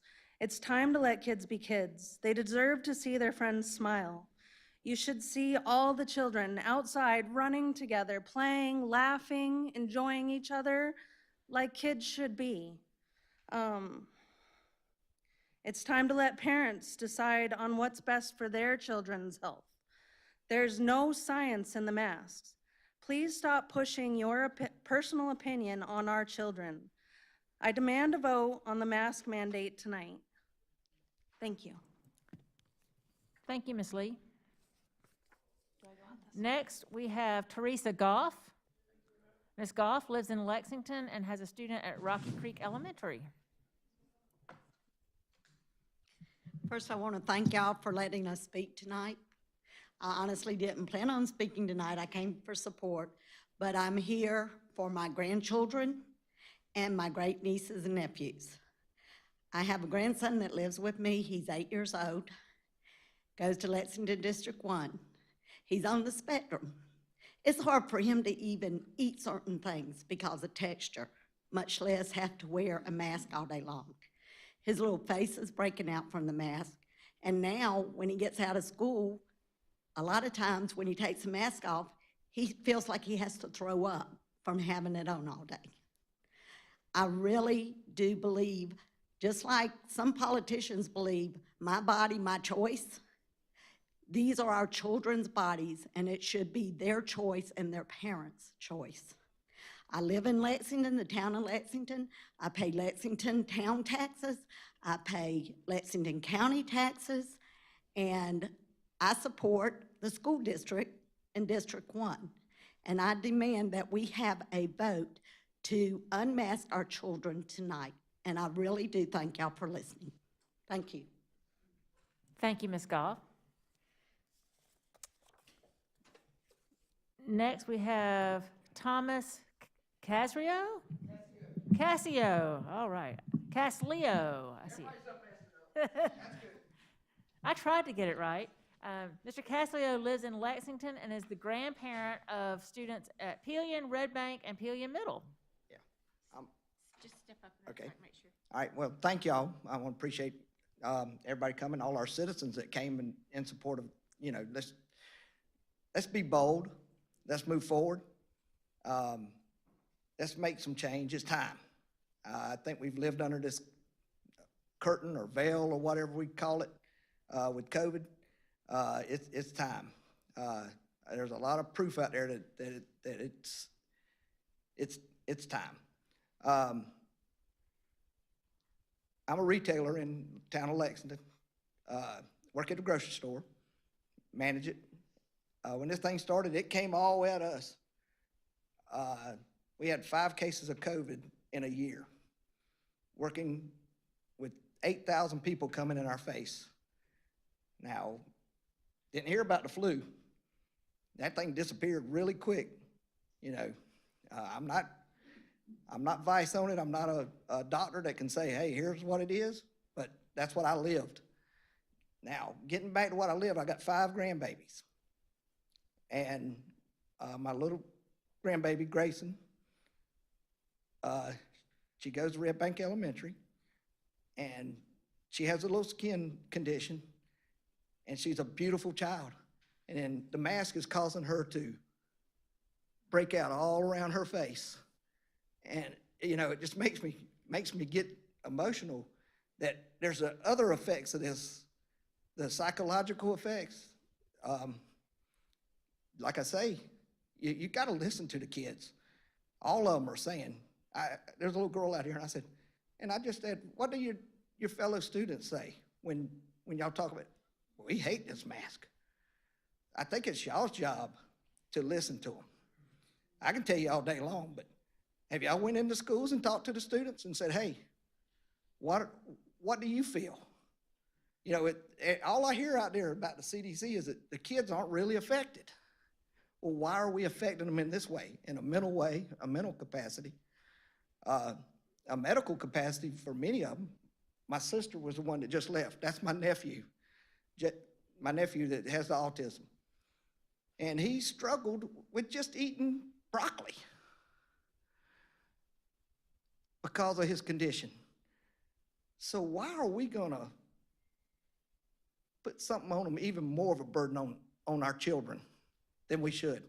I'm asking that y'all vote tonight to remove this mask mandate, not for me, not for all these adults in the room, but for the children that y'all represent. Y'all are their voice y'all are their voice. Y'all need to be the right voice. That's all I'm asking. Appreciate what everybody does. You know, a lot of us ain't up there on that board right there. Hopefully y'all will make the right decision and vote tonight. I've heard Lexington 5 voted again to do away with it. Let's follow. Let's be bold and move in the right direction. Thank you. Thank you, Mr. Kessler. Next, we have Kevin Neiswanger. Did I say that right? Mr. Neiswanger lives in Lexington and has students that attend Pelion. Yes, ma'am. I didn't plan to speak, never have spoken at a board meeting, but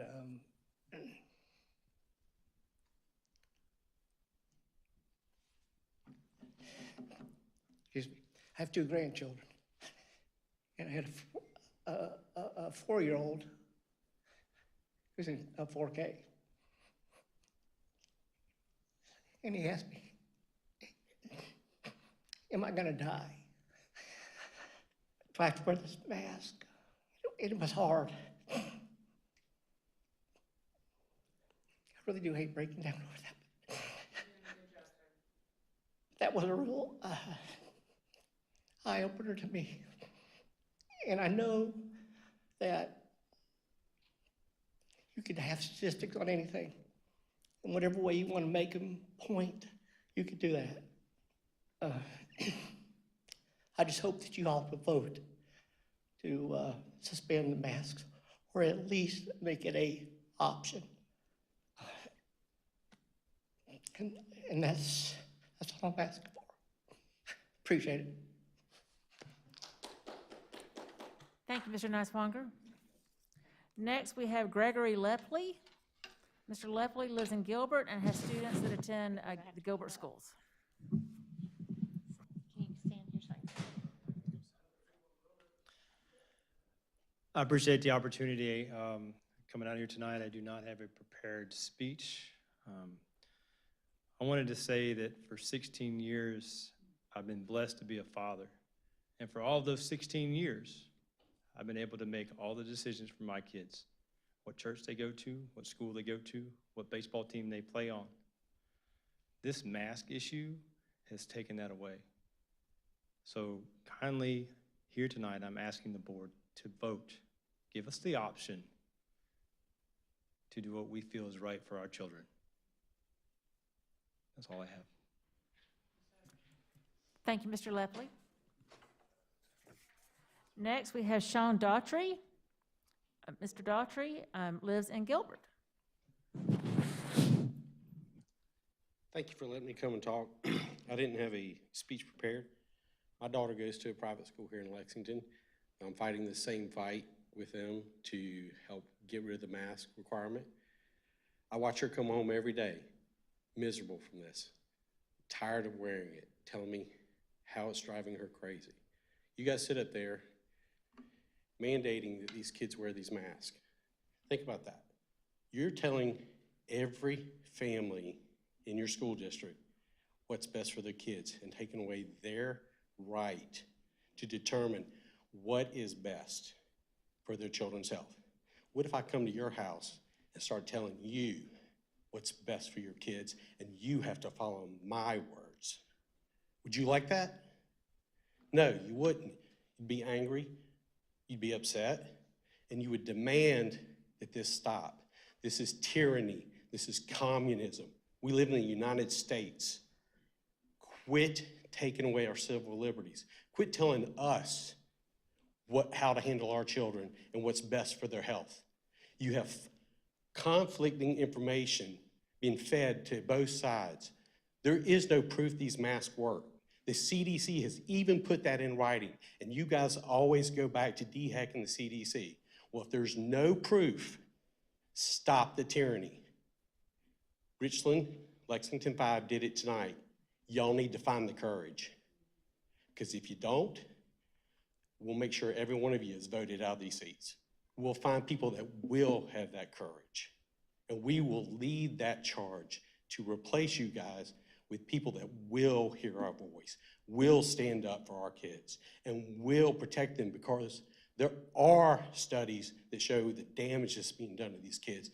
And you're sitting there looking at me, you're the one that's causing this, and you need to stop. That's all I have to say. Thank you, Mr. Daughtry. Next, we have Aaron Berquist. Mr. Berquist lives in Lexington and has children that attend the Lexington schools. I think we're probably going to come up. I'm good, you're fine. Yeah, my son and my daughter both go to Beechwood Middle School. Earlier today, I heard some young lady come in here and talk about how this is being run like a prison. These schools are being run like a prison. 14 years I worked for the state system inside the state prison. This is what it is. You guys are telling these kids what they can and cannot do, how they have to take care of themselves. It's ridiculous, it's tyranny. I just sat in that room, and young lady right here, we're about halfway done. Are you guys that bored? Is there a big applause just because we're halfway done? You guys, this is serious. Over 60 people out there are wanting to talk about this. Get rid of these masks. I demand a vote tonight to make it optional. Stop being commies. I demand a vote tonight. Get rid of these masks. Thank you very much, Mr. Berquist. Next, we have Michael. I'm going to need help with your last name, Mr. Sinini? Sinini, correct. Sinini, I got it right. He lives in Lexington and has a student at Rocky Creek. Yes. Guys, come over here. These are my two children. They go to Rocky Creek as well. We moved here from Greenville about 8 months ago.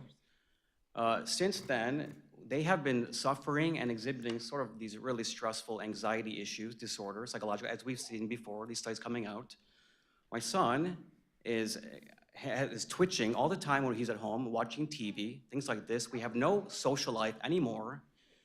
If you don't know what's going on by now, maybe you need to snap out of it. Okay? This is getting ridiculous. There is no scientific basis for the damn mask, and you all know it. Stop it. Snap out of it. I got it, okay? I got it. But this has gone on long enough. This is getting ridiculous, you guys. Come on. How many studies need to come out? People are coming here with their masks on. All this number juggling. Stop treating us like we're idiots.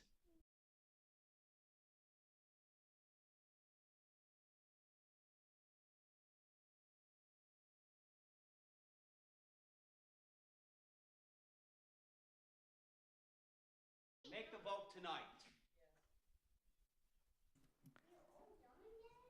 Thank you very much. Next, we have Sylvia Giarusso. She lives in Lexington and has students at Rocky Creek. Good evening, everyone. I suppose you are all tired, so I will be very brief. Just please remove the mask from our children's face, and I demand your vote tonight, not tomorrow, not any other day, but tonight. Thank you. Thank you, Ms. Giarrusso. Next, we have Michael Travis Brown.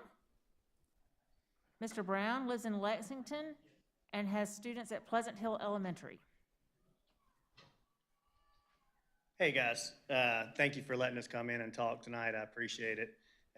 I'm here tonight to speak for my two children. I have a first grader and a fifth grader at Pleasant Hill Elementary.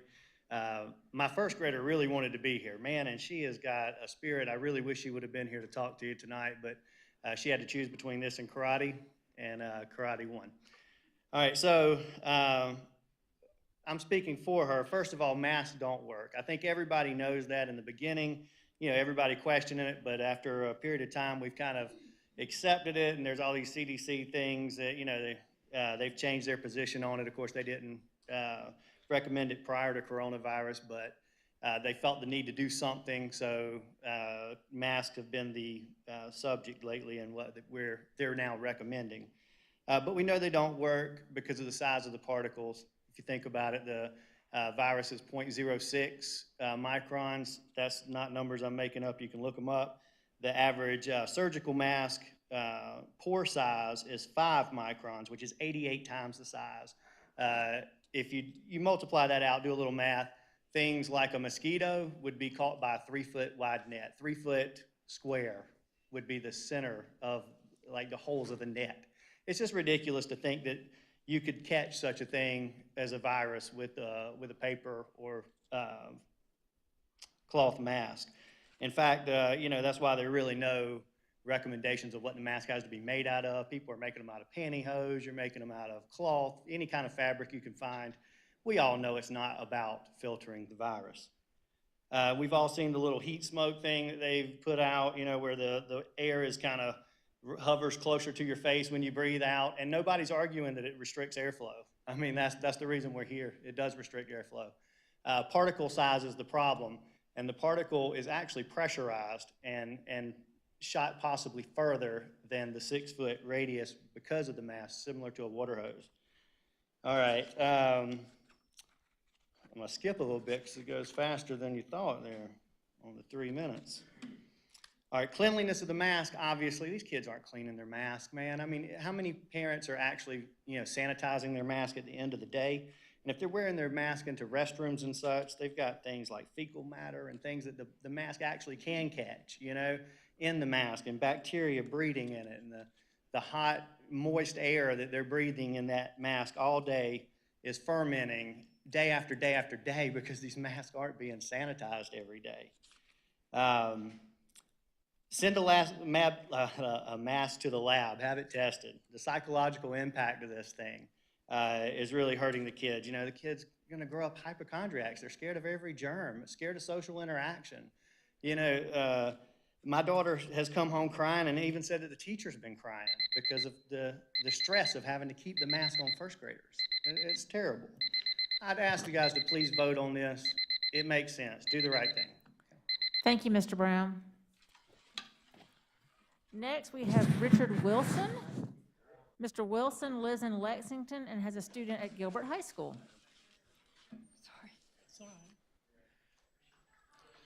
Yeah, I know most of the people up here, all of y'all are educated. And I know that you've known your history, you've studied history. And right now, America can only be pushed so far.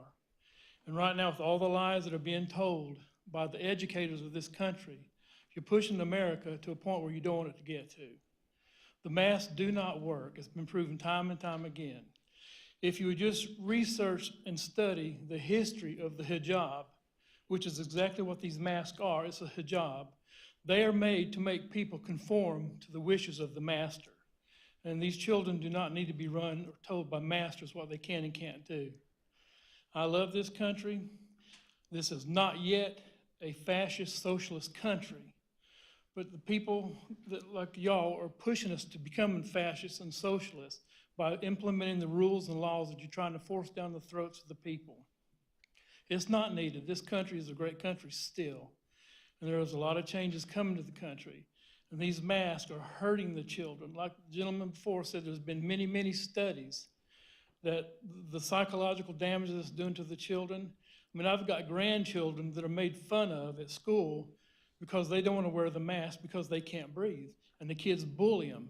And it's increasing the bullying in all of our public schools. This is not necessary. Y'all know it in your hearts that this is wrong. And you need to stand up for your constituents, the people that voted you into this office. You didn't buy your way or pay your way in. The people voted you into this office. You need to respect the wishes of the people that voted for you. Let them know that you have our backs, that you agree with us, and that this is a ridiculous requirement that is harming the country and our children. So I ask that you tonight, if you would please, just think for a second, look at all the facts, and you know the facts, and vote to get rid of this mandate, because you know it is illegal, it's against the law, it's against the Constitution. There are groups out there, and they're becoming more and more vocal, that there's a group of doctors that have started up a group with thousands of lawyers, and they're now starting to show the people that if you're made to wear a mask, you can take them to court and sue them. And just listen to the people out here right now, they're becoming more and more aware of what's going on. And you're getting ready to see a lot of lawsuits because people are really tired of being told what they can and can't do. This is still America. It's not a communist nation. It is America. Thank you. Thank you very much, Mr. Wilson. Next, we have Michelle Fagan. Ms. Fagan lives in Lexington and has students that are usually at Saskatha. Usually at Saskatha. However, since the mask mandate, he is doing K-12, South Carolina Virtual Charter Academy, because of the psychological abuse that would be put on him by wearing a Petri dish on his face hour after hour. He cannot do that. He will not do that. Mother's intuition. I know what's best for my child. If other people want to wear a mask, fine. We should have the decision to send our children with or without a mask. You want to wear a mask? Fine. I demand a vote today, tonight. This is our children, not the school district's children, our children that are being harmed, breathing in their own germs, lack of oxygen. I demand a vote. They're not your children, they're our children. Should be our choice. If other people want to wear a mask, fine, they can wear it. These are our children. I demand a vote now. Thank you, Ms. Fagan. Next, we have Julia Purvis. Ms. Purvis lives in Lexington and has a student at Lake Murray Elementary.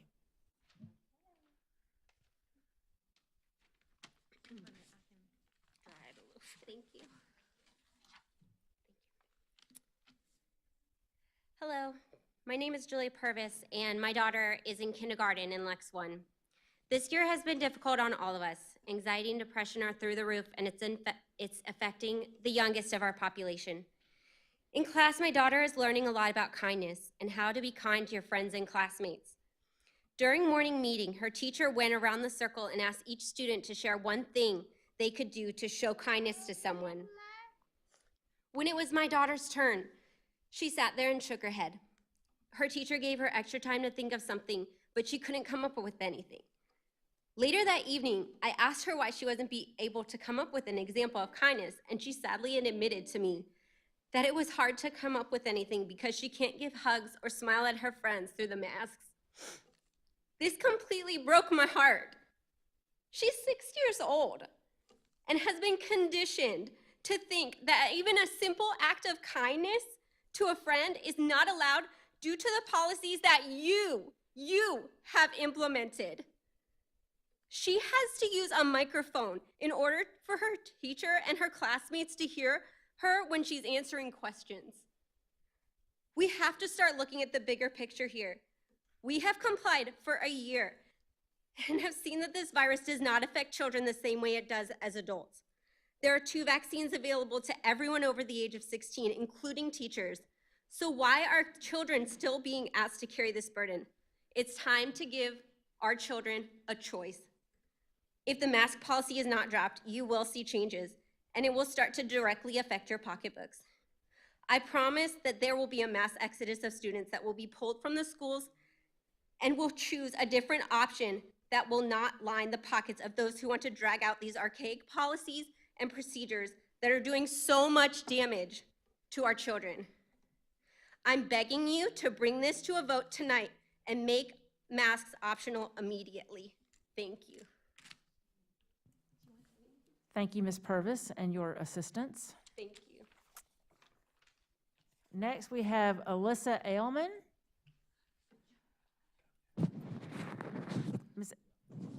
Ms. Ailman lives in Lexington and is a 9th grader at Lexington High School. Did I pronounce your last name correctly? Alman? Alman? Yes, ma'am. Hello, my name is Alyssa, and I am a student attending Lexington High School. I am tired of these masks. Students are tired of these masks, and it's affecting the way students are learning. It's hurting them too. Do you really want these kids to feel like this? We are slowly suffering. Students aren't happy anymore. We feel trapped, and we feel we are being controlled. Some students prefer a mask and some don't. At least give them the opportunity to choose. I demand a vote tonight. Thank you. Thank you, Alyssa. Very nice job. Next, we have Ivelisse Ortiz Hernandez. Ms. Ortiz Hernandez lives in Lexington and has students at Pleasant Hill Elementary and Middle School. Let's see if I need to lower it. I'm here in behalf of my children. I was not planning to speak today. I have a first grader, a third grader, and a sixth grader. The two youngest ones are both preemies and struggle to breathe through the mask. I have picked up my children from school, and the first thing they told me is that they have a headache, that they feel like they are going to throw up. My boy is having a lot of sinus problems. He is really upset because he cannot make any friends. He's struggling socially. I kept him at home until December, just because I wanted to avoid the mask mandate, because I knew that neither of my boys could handle it. I tried to get the principal to listen to us, but I was told that if I didn't like the policy, that I just need to teach them at home. Am I capable of teaching them? Yes, but I have to work. And my children were struggling in their online learning, especially my third grader, who has some issues with learning. I need my child to be comfortable when he's learning. I need to be able to interact with other children so his mental state doesn't go to a point where he feels he doesn't have an outlet. We need to do something about it. This has to be optional. We cannot keep doing this to our kids. My daughter is new to middle school, and she's constantly complaining of the acne issues, and her face is constantly breaking out, the sweating in her face, having to breathe with the dirty mask all day. I'm sending my kids with multiple masks, but let's face it, children touch their face all the time. And there's nothing you can do about it. Are we doing them any favors by putting a mask? When are they more likely to touch their face? With a mask or without it? If they're wearing a dirty mask, are we doing them any favors? I don't think so. Please, take a vote. Find the courage to do the right thing for our children.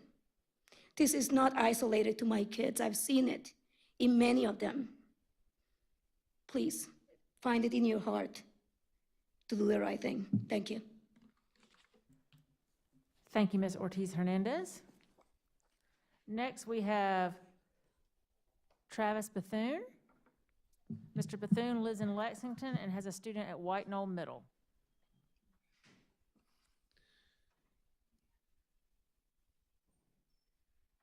Good evening. Ephesians 6, 12 says, "For our struggle is not against flesh and blood, but against the rulers, against the powers, against the world forces of this darkness, against the spiritual forces of wickedness in the heavenly places." I'm here because this is pure evil. This is. Evil has fallen upon our country like no other, and this is one form of it. There's many, spreading like a cancer. One is masks, the other is critical race theory. I will not, and I'm digging, I want to know what's in my son's curriculum. If there's a whiff, you'll see me every meeting. I don't want to see any of this mess being shoved down my son's throat that he was born inherently racist and he's a bad white kid. That's racist within itself, and it will not be tolerated, and it's spreading like a cancer through the liberal mindset. But anyways, I'm here to stand for freedom for myself, for my kid. I have just a few questions, and I hope they will penetrate the minds of some thick skulls in here. What happened to rational thought and independent thinking? What happened to common sense? What happened to personal and independent responsibility? What? Isn't that America? That's what we're supposed to be founded on. Stop dehumanizing our kids. You're making them less than human. And you know what? My wife almost died from COVID. We went through 2 scares. I get it. I get it. I do. He should probably wear a mask. You know that? Let them make the decision. I'm pretty fired up. I got a lot of things I want to... Question, what happened to the flu? I challenge you to look at the flu numbers. Please, look. It's interesting. 337 dead. Kids, out of 448,000 dead, 337, you do the math. Why is the teachers union lobbying the CDC? Put that in your pipe and smoke on it. What? Stop playing games with the kids.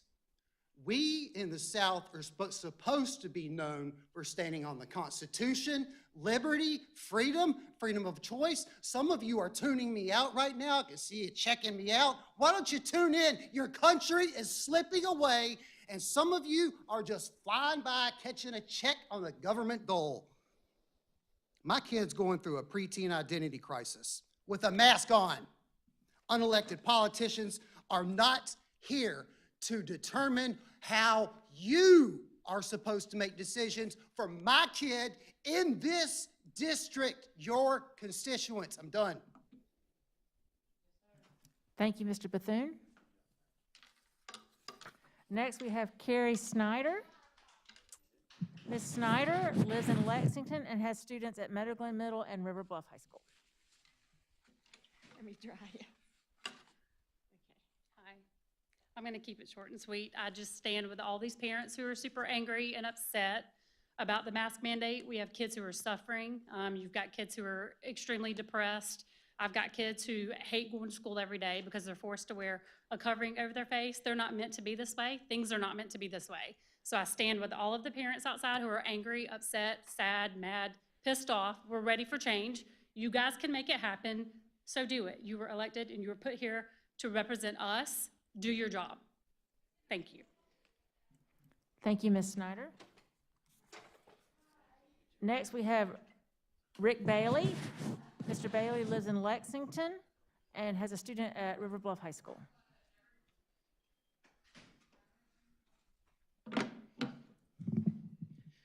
Thank you for what you do. I identify as a Christian male father, husband, military veteran, patriot, and South Carolinian. I'm here today because I am awake to the gradual decline of our country, which has accelerated since November 3rd, 2020. We can no longer let others think for us and do to us what is in their best interest. We have no choice other than to take time and energy away from our family and to fight for our rights and freedom.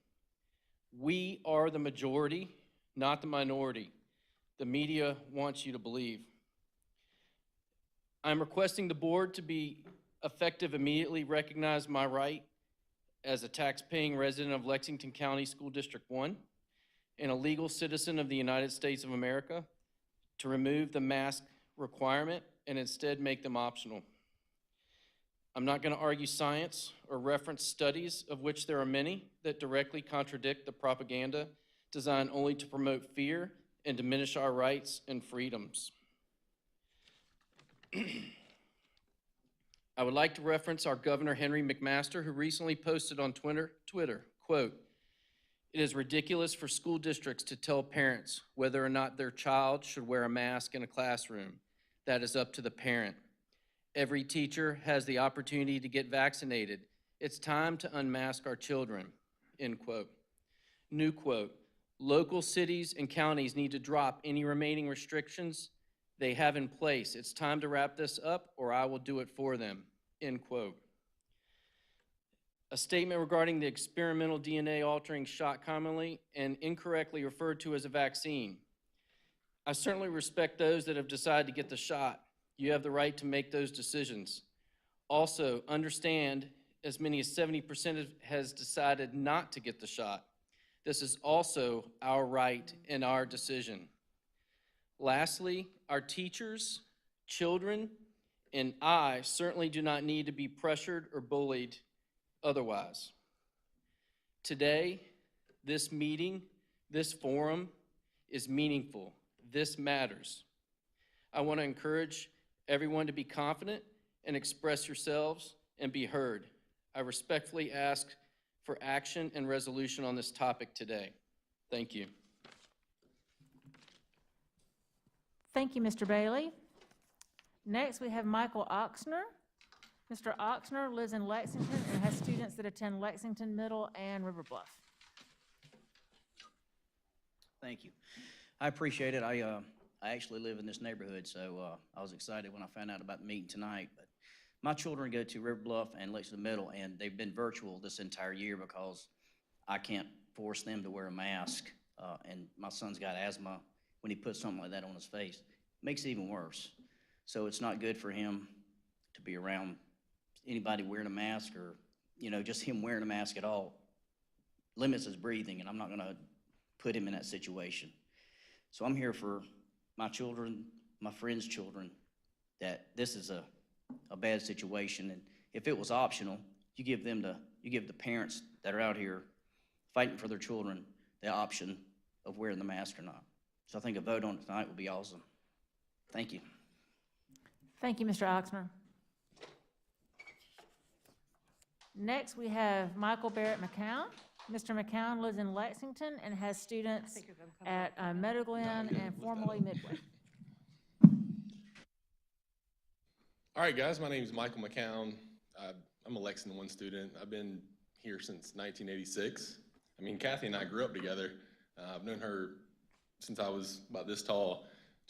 I'm here only because I'm just very passionate about this district, and this is the reason that a lot of people came to this district and live in this town, is because of these schools, right?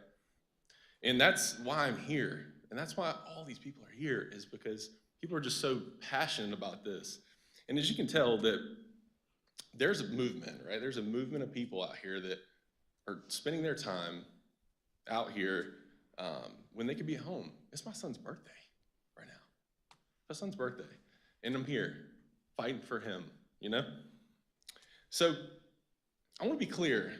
What we're arguing here has nothing to do with teachers, has nothing to do with us, has nothing to do with staff, has nothing to do with y'all. Y'all are not important. We're not important. The teachers are not important. What's important is the kids. That's what we're here to fight for. So again, I'm not here to talk facts. I'm not a doctor. So I'm just a humble man with a simple question. What are you so afraid of? Write it down. I'm assuming Micah Anderson and Greg Little are writing down because I can't see their eyes. But write that down. Good, thank you. Write that question down. What are you so afraid of? Make them optional. I wrote on the shirt so you can see it. And think about it. If we're not the majority, if this is just the minority of people that just are super passionate, make it optional. If we're the minority, only a few kids are going to change, right? All the rest of them are going to wear masks. It's gonna be fine. But the truth is, and we all know it, we aren't the minority. We're the majority. So, it makes me think, what's the plausible reason why behind that? My answer would be control, right? Control. And remember, these kids are not y'all's to control. They're really not even ours to control. Our job is to lead them in the best way that we can, right? Lead them in the right light, lead them in a godly direction, and hope that they work out. You can't control them. We can't either. I do want to say this, based on the agenda, Dr. Little is going to talk a little bit about mass safety, so Dr. Little, thank you for that. So I encourage people to listen. Listen to Dr. Little tonight. Listen to what he says about mask and take that in. But if we make the choice, because we agree with Dr. Little, we're like, hey, it's a good idea. I'm going to put my kid in a mask because it makes sense. And I have that choice. Respect the parents and respect the kids. Thank you. Thank you, Mr. McCown. Next, we have Catherine McCown. She is a resident of Lexington and has a student at Meadowglen Middle and formerly at Midway. Nope, you don't have to wipe anyways. Okay. Dr. Little and board, I come to you as a very concerned parent. Dr. Little, can you please look at me as I'm speaking? Thank you. In the Bible, God tells us that children are a blessing and a gift. Their spirits are filled with innocence, joy, and laughter. I have gotten report after report of a lot of teacher friends, and they're saying that kids are sad, that they miss their teachers' smiles. Kids are depressed. They miss their normal school life. I'd like to break it down from a biblical perspective, if I may. You are breaking the will of our children. You're breaking their will. By making them compliant, which is the most dangerous thing you can do to a child, to these rules, to these mask mandates, you're teaching them to ignore that still small voice inside of them that tells them something's not right. You're telling them to ignore that. Shame on you. Shame on you, Dr. Little. You should know that in Matthew 18, 6-7, it says, "Whoever causes a little one to stumble, it would be better for him if a weight were hung around his neck and drowned in the sea. Woe to the world because of offenses, for they must come. But woe to that man whom the offense comes." You are using these masks as a tool to push fear into our children's minds. Fear is not of the Lord, but comes from the great deceiver. And in 2 Timothy 1:7, it says, "For God has not given us a spirit of fear, but of power, love, and sound mind." I'm sure you all know that verse. I've heard that most of you are actually believers, which is surprising. I have a question for you as well. What exactly are you so afraid of? Write that down. What are you so afraid of? Why are you pushing your fear on our children? Where is your faith? Where is it? I don't see it. I have heard from many teachers and have read at least 10 emails pushing your vaccine agenda. And I believe that is coming down next. We will be ready. In closing, I would like to pray. God, help me to find strong people on this board that will stand with us, that will be direct with me, but also see my heart and my intentions. Thank you for those that are here standing for truth and for what is right.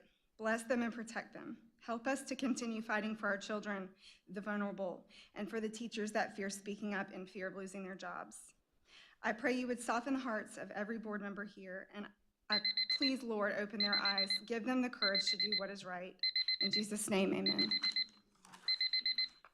Thank you, Ms. McCown. Next, we have Sarah May. Ms. May lives in Lexington and has a student at Carolina Springs. Let me see if I need to lower it. Oh, it's fine. Yeah. Hello and good evening. I have 2 young children in elementary school at Carolina Springs, and I am asking for the right to choose what is best for my children. I have a bachelor's degree in public health and a bachelor's degree in nursing. I am no stranger to research and evidence-based practice, but it has been over a year and this has gone too far. I left my home state where I resided for over 20 years because I wanted this freedom I am asking for. I watched my children suffer. Increased isolation, inactivity, and snacking resulted in decreased health status. So my husband and I packed up our things and drove across the United States for our children. I also have family in Idaho, a niece who is back to school full-time with no mask. Her father is headed into a surgical residency, and he has not seen any negative effects from what they are currently doing in Idaho. So please, look at other states that are open and evaluate what is going on and give us the right to choose. Thank you. Thank you, Ms. May. Next, we have Braylon Bowers. Braylon is a 5th grader at Meadow Glen Elementary.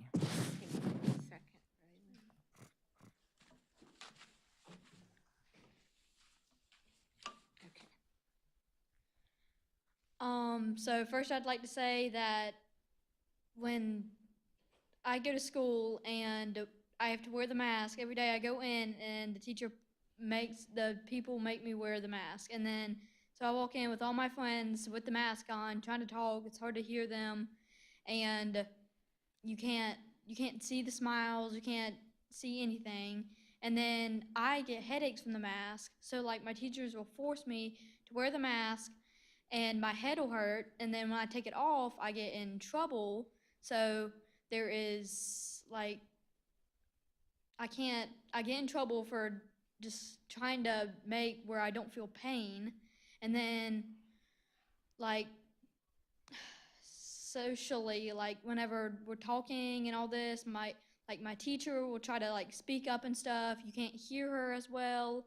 And it's just, you can't do anything about it because there's a you can't do it because there's a mandate. So, I mean, you can't say that, you can't socially talk to anybody, and it's harder for the teachers, it's harder for me, and it's just bad. And I think my parents should have a choice whether they want me to have the choice not to wear a mask and like not have a headache and be socially active, or not and be safe and theoretically from COVID.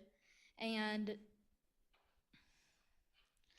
so I just think we should have a choice and that y'all should vote. And that's all I have to say. Thank you, Braylon. Very good job. Thank you for coming to speak to us. Next, we have Lisa Bostick. Ms. Bostick lives in Lexington and has a student at Lexington High School.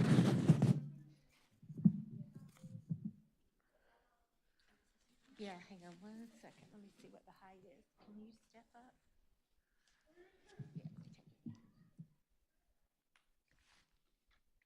Hi. This has been the hardest year of my life, and it's affected my family very much. What you're teaching the kids is that they're being virtuous by putting on the mask, while I'm telling my son, don't be afraid, you're healthy. You don't need to wear a mask. Every day he goes to school, he hears something else. It's caused butt heads. I don't live with my son anymore because he's hearing one thing at school and he's hearing the truth at home. It is sick. You have no idea how many families you've broken up and the psychological damage you're doing to all these children. I am angry. And here's what I need to say. I'd like to call for a vote tonight to make masks optional.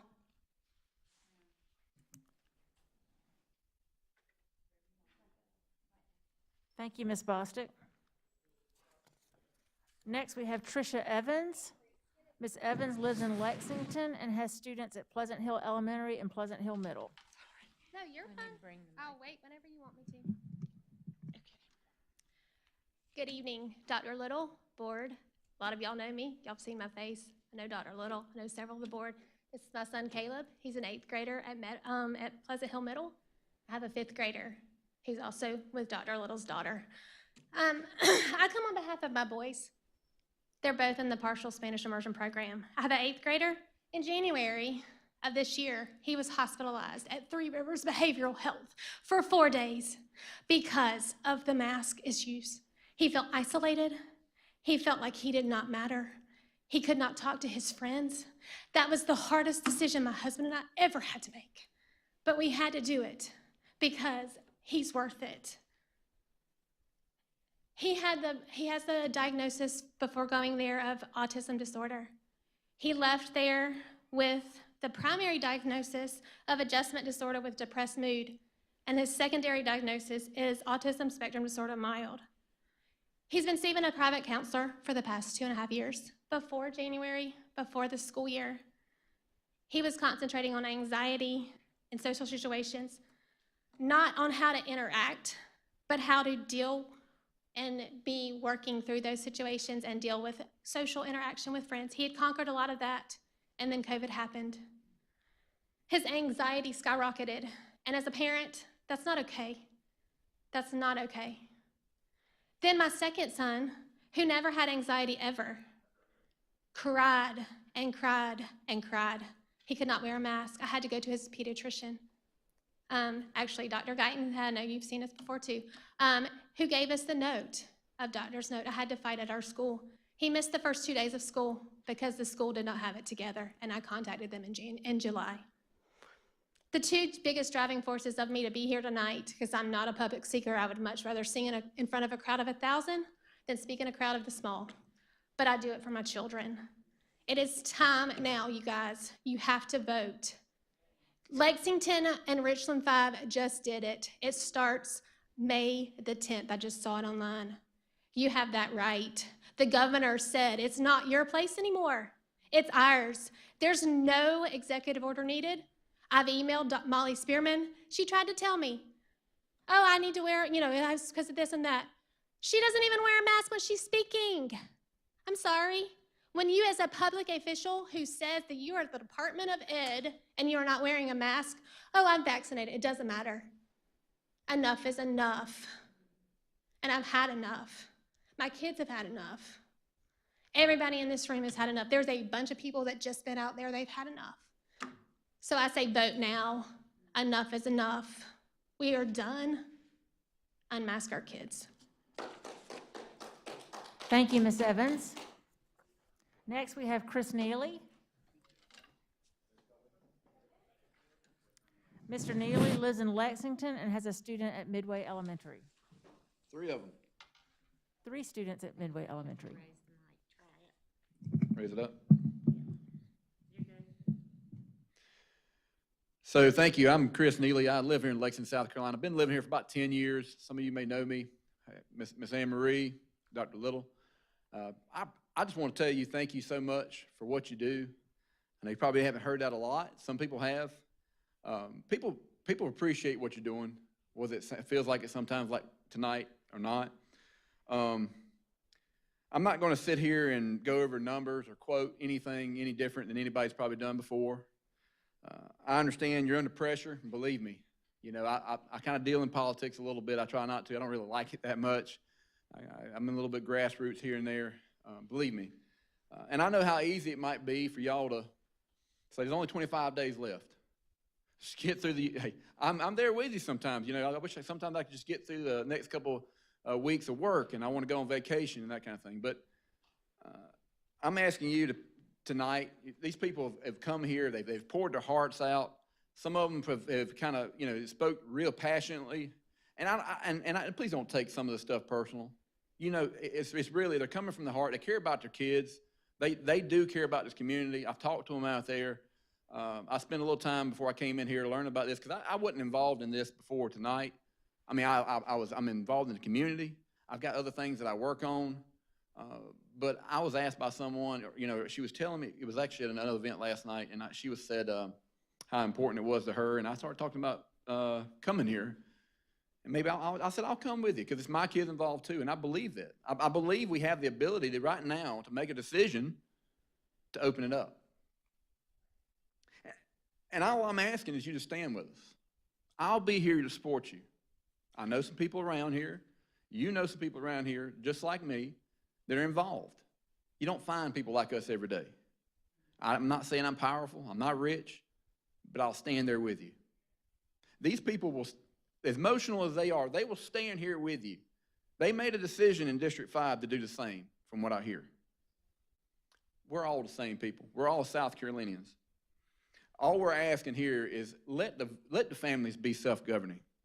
Let them make a decision for their kids. If not now, when? Are we going to wait till the summertime to make this decision?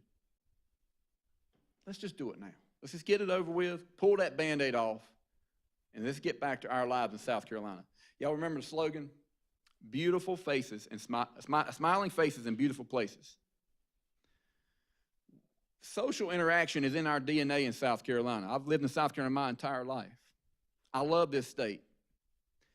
And you can't interact socially the same, and you know it. You see the kids differently when they have masks on when they don't. That's the bottom line. And being in school is a part. The biggest part is learning social interaction. No matter what you try to learn in math class or whatever it is, social interaction is the biggest thing. So I'm asking for your vote tonight, please. Help these people be heard. Thank you. Thank you, Mr. Neely. Next, we have Brian Minogue. Mr. Minogue lives in Lexington and has a student or students at Beechwood Middle. Good evening. I was outside. I wasn't planning to speak. I've just been watching everybody. I've heard all the numbers and everybody's opinions, personal and not. I know the position you're in. I'm sure it's difficult. I'd like to give everybody the benefit of the doubt that all the actions they take are in best interest of what they believe to be the best interest. I'd also like that opportunity to be afforded to the parents, of which I am one. I'd like to be afforded the opportunity to do what's in the best interest of my child. As I was outside, I had no intention of speaking, but I was listening to some of the verbiage and the words out there. And, you know, there's a whole us versus them being developed, with us being the folks out here fighting for the kids and you being them, okay? And that never ends well. I would like to think we're all here, we're all in Lexington for the same reason, because we care, we love the town, we love the schools. It's why we move people here. It's why we put our kids here, and we're always talking the place up. And now, as I said outside, I heard some things that I hadn't heard from here, especially from a lot of my new Southern friends. You know, they generally don't get as agitated or as cynical as those of us from the Northeast. And I heard a lot of words. I heard a lot of words. A lot of people out there are not happy with you at all. And I always try to give it a benefit of doubt and say you're taking actions based on the best available information and the best guidance that you're getting from any legal representation or whatever. But I also tell them, having been in government myself for 25 years, that by the time you get to a public meeting, everything's been decided, it's pantomime. So I'd like to think that in South Carolina here, it is not New York City pantomime like it always is. I hope that everyone will take into account what was spoken by all the other people before me. Please give a vote. Give me the right to send my child back to school, not virtual, which has been a total disaster. And I work from home. I'm home there to supervise that, but I'm not a teacher. And on the other side of it is the social interaction part, and I'm sure I'm not telling you anything you haven't heard 55 times tonight. Please do the best you can, make the right decision, and give parents their choice to raise and send their children to school the way they would like to. Just like, you know, you wouldn't like someone coming to your house telling you how to raise your kids. We don't like the government coming to our house telling us how to raise our kids. And one other thing, just so you know the flavor of it, I know I'm not telling anything you don't know. Everybody looks at the actions. We're in here, we're wiping down, you know, I'm standing on a line after I just stood outside for 2 hours shaking hands and glad handing with everybody, but I come in here because the government said, and I got to stand apart, and I got to wipe down on this. But, you know, I go to the supermarket and I touch anything I want and go wherever I want. So it's very incongruous for us. You know, we're not all the, you know, the sharpest tools in the box, but we can see what's going on in front of us. If this is really about what everybody says it's really about, then we'd really be doing something about it. And this is a pantomime. And I just appreciate it. Have a vote. Give me my rights back. Thank you. Thank you, Mr. Minogue. Next, we have Brad Cheney. Mr. Cheney lives in Lexington.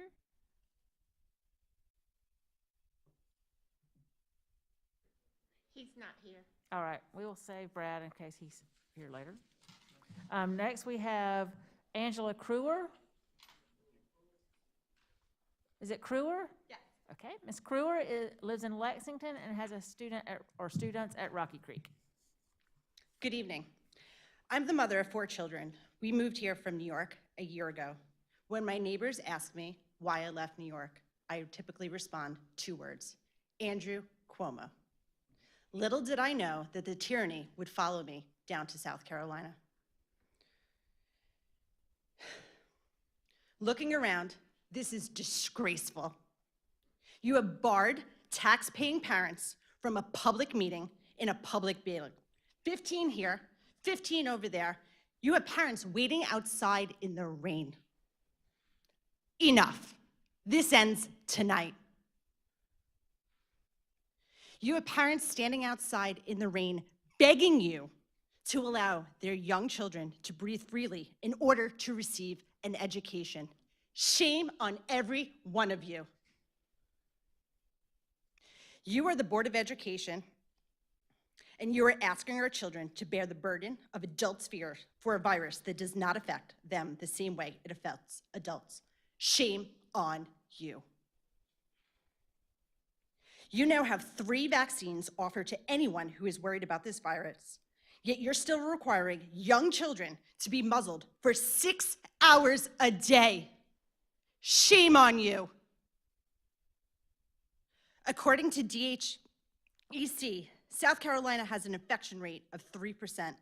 Dr. Little, what is your number?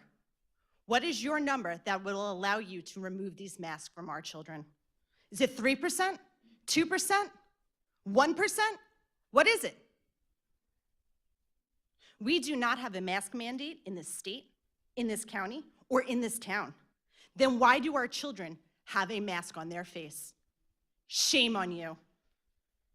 We are not asking you to take off your purple princess mask that you think protects you from a virus. We, the parents, are asking for a choice. If you think barring parents from a Board of Education meeting, we are going to go away, you're wrong. All you did tonight was make us a hell of a lot more angrier. We elect you people to represent us, our children to be their voice. How can you hear their voice while they're wearing a mask? Our boots are on the ground, and we are just getting started, and we are coming for your seats.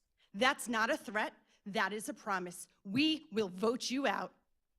This madness ends tonight, and I demand a vote tonight to make masks optional. Tonight. Thank you, Ms. Crewer. Next, we have Chandler Morris. Chandler Morris. Chandler Morris.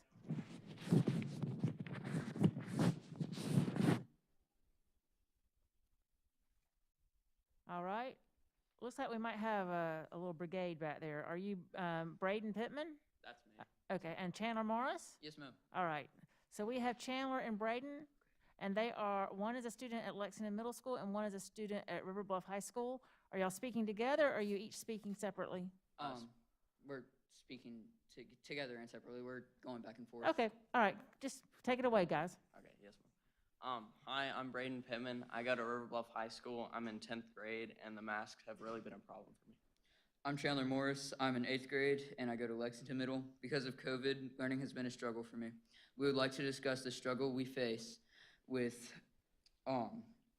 learning because of the different problems with COVID.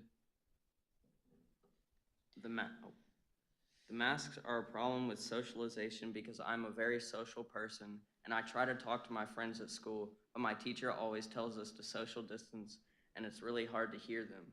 We have to stay 6 feet away, and at the end of the conversation, there's no point in communicating anyway because it's so hard to talk.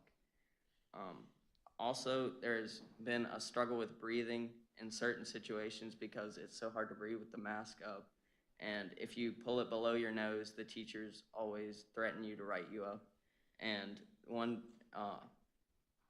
there was this teacher today who threatened to write me up because I pulled my mask down, and she came back up to me later after no one was around, and then she threatened to write me up again because no one was around, and I had my mask off. Another thing I feel like we should talk about is the plexiglass. So in ELA, we're supposed to do like group talking. And now the plexiglass is off, so that's not really a problem anymore. But before, whenever we had the plexiglass in ELA, we had to do group talking, and it was really hard to do that because like we were trying to like talk around the plexiglass so that we could like talk about like the books we're reading and stuff. And it's a lot harder to do that with the plexiglass. We still have to take the PACER test and PE. And afterwards, we have to put our mask straight back on, and it's really hard to breathe. And like, there's some kids that say that they feel like they're about to throw up because they have to wear their masks after doing the PACER test. This year, we're not really able to communicate with our friends like we used to because of because we're not able to go into the lunchroom. We all have like our separate classrooms. There's only like 10 kids in each class for the eating the lunch, and we're just really not able to like communicate with people anymore.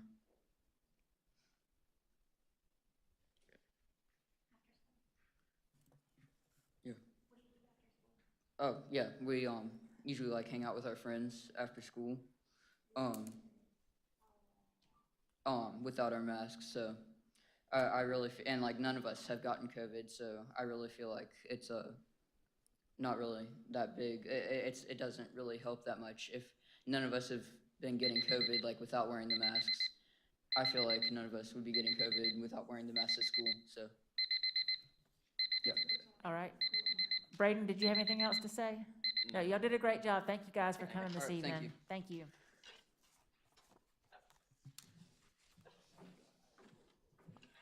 All right, next we have Catherine Veenweg.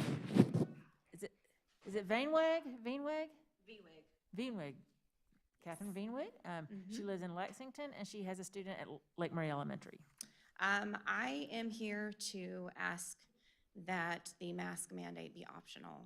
I am a licensed hairstylist. I work with a lot of children. My husband is in law enforcement, so as you can imagine, he sees a lot of things. We decided that when we were going to have children, we were going to teach them body autonomy. Their body was their choice. No one was allowed to touch them. No one is allowed to do things to them that is not what they want. My daughter is 9 years old. She does not want these masks anymore. She comes home crying because she gets in trouble. And you know what I tell her? Take the mask off. What are they going to do to you? Take the mask off. And if you have a teacher that does not want you to take the mask off, tell them, call your mom. Simple as that. Call your mom. I will come pick you up right then and there. My child does not need to suffer when she's at school. She has severe anxiety, and it has gotten a lot worse this year. I have family who is also in this district. I have a niece who has ADHD. She can't keep her mask on, even with medication. Make it optional. Allow parents to choose. Allow students to have body autonomy. Let them know it is okay to take the mask off. It is okay to breathe fresh air. And if someone has a problem, they need to come talk to their parents, because we are responsible for our children, not the school board. It is our choice.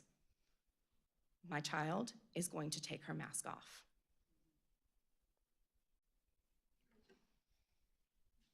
Thank you very much, Ms. Veenweg.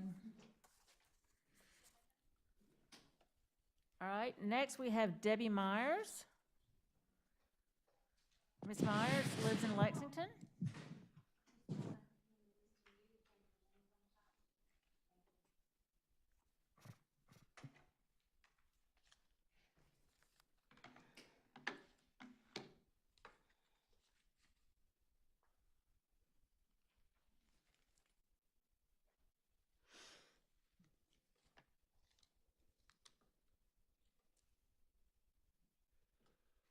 you. Good evening, members of the board, Dr. Little, and guests. My name is Debbie Myers, taxpayer, grandparent. I have 15 grandchildren, 2 on the spectrum, wife, mother, and I have formerly been in your position as a school board member in another state. So I understand the situation in which you have been placed. Policy from a bureaucracy that is bloated, managed from the top down, and with limited flexibility as a representative of the ones you were elected to represent. I speak today as a person who is a non-mask wearer. I cannot wear a mask.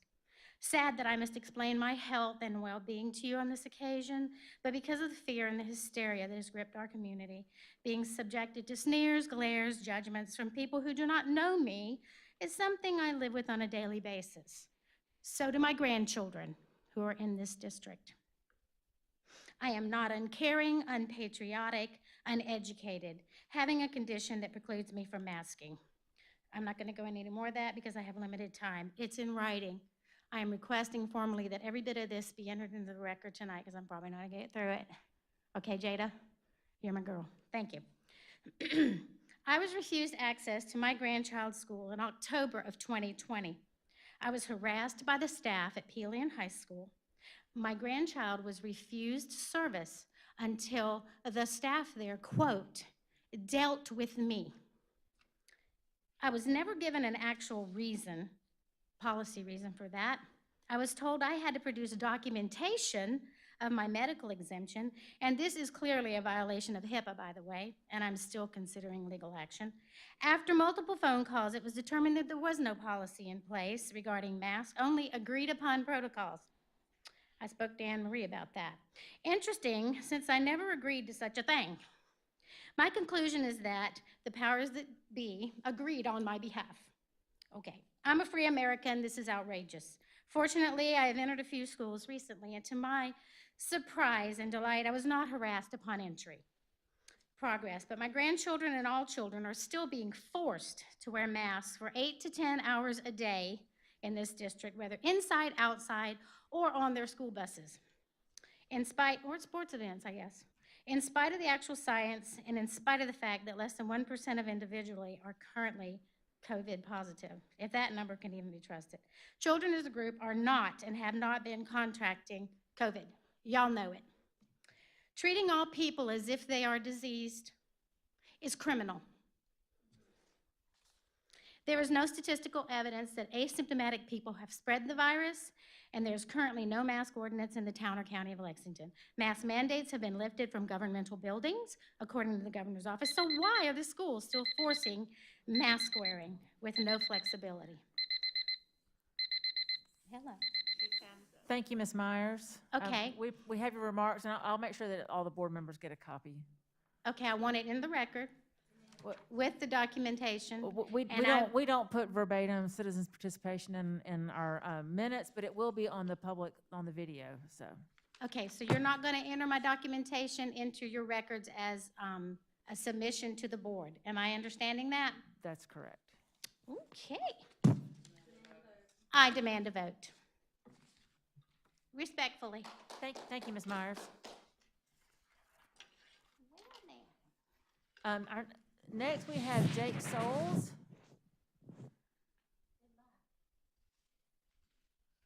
Mr. Souls lives in Lexington. Informed consent is required for investigational medical therapies. Regardless of the lack of safety and efficacy behind the decision to require a child to wear a mask, it is illegal to mandate EUA-approved investigational medical therapies without informed consent. Mask use for viral transmission prevention is authorized for emergency use only. Emergency use authorization by the FDA means the products are investigational and experimental only. The statute granting the FDA the power to authorize medical product of emergency use requires that the person being administered the unapproved product be advised of his or her right to refuse administration of the product. This statute further recognized the well-settled doctrine that medical experiments or clinical research may not be performed on human subjects without the express informed consent of the individual receiving treatment. The right to avoid the imposition of human experimentation is fundamental, rooted in the Nuremberg Code of 1947, has been ratified by the 1964 Declaration of Helsinki, and further codified in the United States Code of Federal Regulations. In addition to the United States regarding itself as bound by these provisions, these principles were adopted by the FDA and its regulations requiring the informed consent of human subjects for medical research. The law is very clear. It is unlawful to conduct medical research, even in the case of emergency, unless steps taken to secure informed consent of all participants. Furthermore, by requiring children to wear a mask, you are promoting the idea that the mask can prevent or treat a disease, which is an illegal, deceptive practice. It is unlawful to advise that a product or service can prevent diseases unless you possess competent and reliable scientific evidence substantiating that claims are true. The FDA EUA for surgical and/or cloth masks explicitly states the labeling must not state or imply that the mask is intended for antimicrobial or antiviral protection or related, or for use of such as infection prevention or reduction. As you can see from the image below, which I can pass out if you need, masks do not claim to keep out viruses. Illegally mandating an investigational medical therapy generates liability.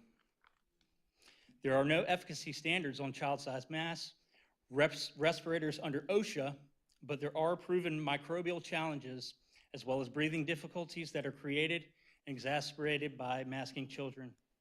Requiring children to wear masks sets the stage for contracting any infection, including COVID-19, and making the consequences of that infection much graver. In essence, a mask may very well put children at an increased risk of infection, and if so, having a far worse outcome. The fact that mask wearing prevents a severe risk of harm to the wearer should stand alone, not be required for children, and would warrant an infringement of their constitutional rights and bodily autonomy. Emergency use authorization of a mask is unwarranted and illegal. Thank you, Mr. Souls. I really Yep. appreciate it. Thank you for joining us this evening. Next, we have Brittany Little. Ms. Little lives in Lexington and has a student at Pleasant Hill Elementary. Hi, okay, so I wasn't planning to speak tonight. I just decided to leave you with this. I've been standing outside for 4.5 hours. I just want every person in the board to know that there is 5,000 people watching this on YouTube. The majority does not want their kids to wear masks. You guys will not be here next year. So I please pray to you that you help us out. Our kids need this. Like, I just don't think you understand how detrimental this is on the health of our kids. And I have 3 children. There are kids everywhere that are terrified to hang out with my kids. It's horrible. It's absolutely horrible. And you should be ashamed of yourselves that you let it go this long. This is absolutely insane. Honestly, I feel like I'm a walking miracle. I haven't gotten COVID. I've never worn a mask, although everyone I know that has worn a mask has gotten COVID. It's the craziest thing. But yet kids still aren't getting it. So I just want all of you to know that we will remember every single one of you that votes either yes or no tonight. We will know. And there's a bunch of people outside that are waiting for this vote. So we would really appreciate it. If not, we're just gonna stick around. And then if not, we'll be back in 2 weeks and we'll be here in double numbers. So if 3.5 hours wasn't bad enough, get ready for 7. Thank you. Have a nice night.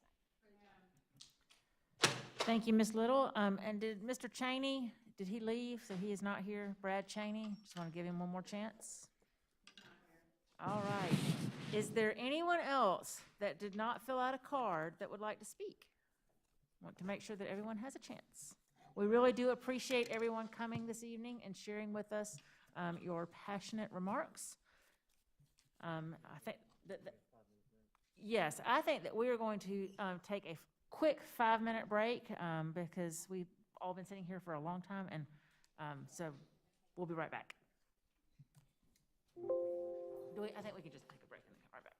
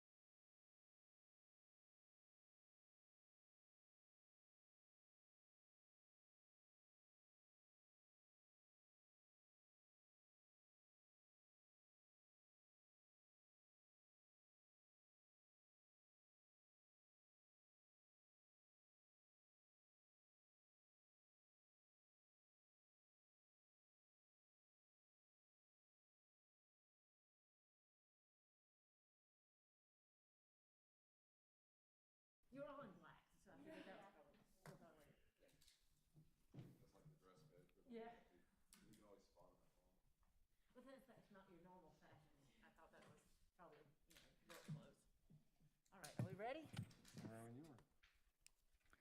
All right. We are now moving on to item 8.0, which is the superintendent's report. And at this time, I will turn it over to Dr. Little. Thank you, Madam Chair. Since the beginning of the pandemic, we have carefully and methodically focused on taking deliberate and purposeful steps designed to minimize student and staff exposure in order to keep them safe and, as a result, keep our community safe from COVID-19. We have also relied on guidance and expertise of the CDC, DHEC, and the South Carolina Department of Education, as well as other medical experts, as we've made those decisions. One of the reasons this district has such few cases of in-school spread is because of a variety of safety measures we have carefully implemented. Masks absolutely have played an essential role in our successful return to school. They have allowed us to limit our staff and student exposures and also allowed us to maximize face-to-face instruction. Our safety measures, as well as data-driven decision-making, have been some of the main reasons that we have been able to keep our schools open and return to 5-day-a-week instruction for all students. As more and more people get vaccinated and as we learn more science-based and factual information about the spread of COVID-19, we continue to adjust our plans and to move forward. So, for example, right now we are phasing out plexiglass in our schools, and you can see that even in the boardroom here today. We have also phased out plexiglass here in the auditorium. And we can do this because our safety measures keep school-related positive cases low, and the CDC has changed their guidance regarding plexiglass.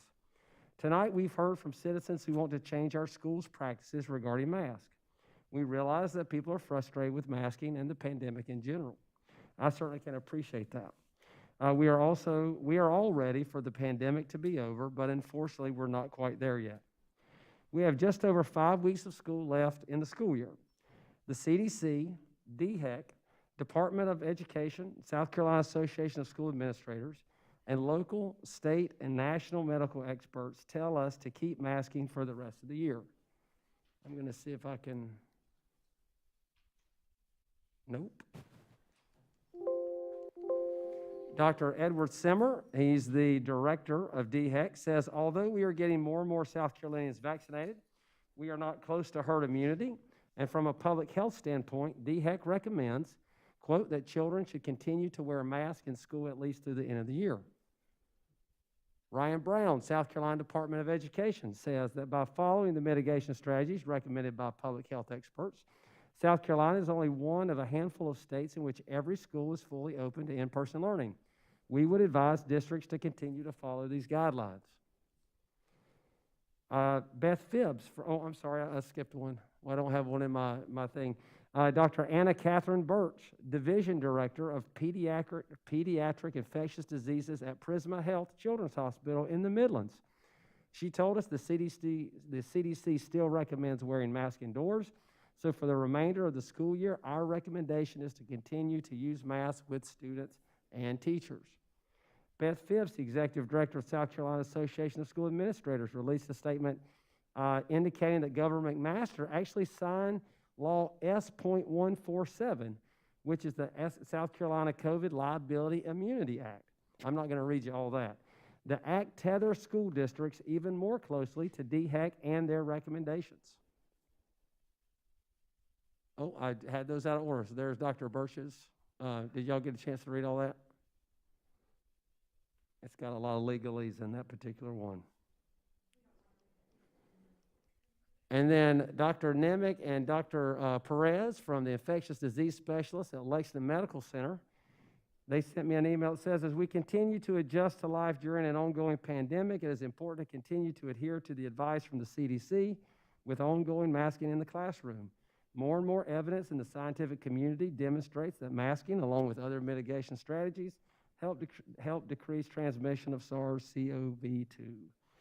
We also reached out to Dr. Kelly, as you know, DHEC's Assistant State Epidemiologist, for guidance about masking and shared her full interview with students and staff this week.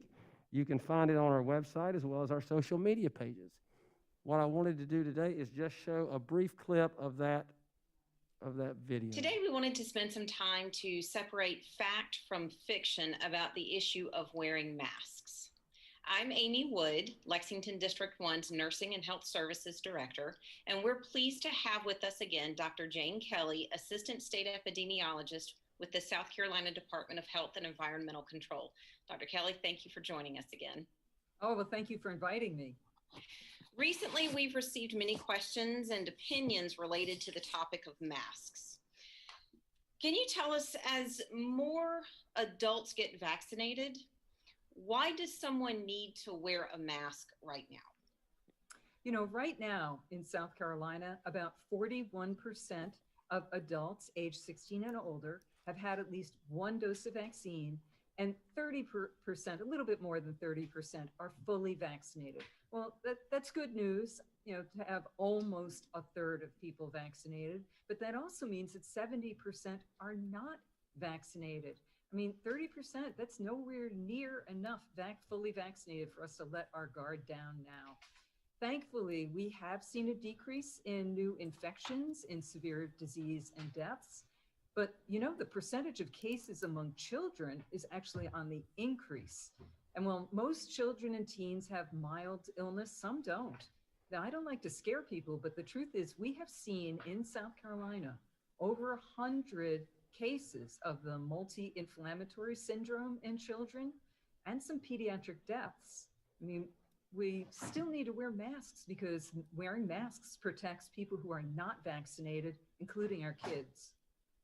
So is it important for students to wear masks? It is important for students to wear masks because masks do save lives. Masks do work. I can show you study after study after study that demonstrate the efficacy, the effectiveness of wearing masks, and that wearing masks is an important part of prevention of transmission disease in schools. And I'll give you an example. You know, sometimes people talk about, well, aren't the number of cases in schools really low? Do kids still need to wear masks if the cases are really low?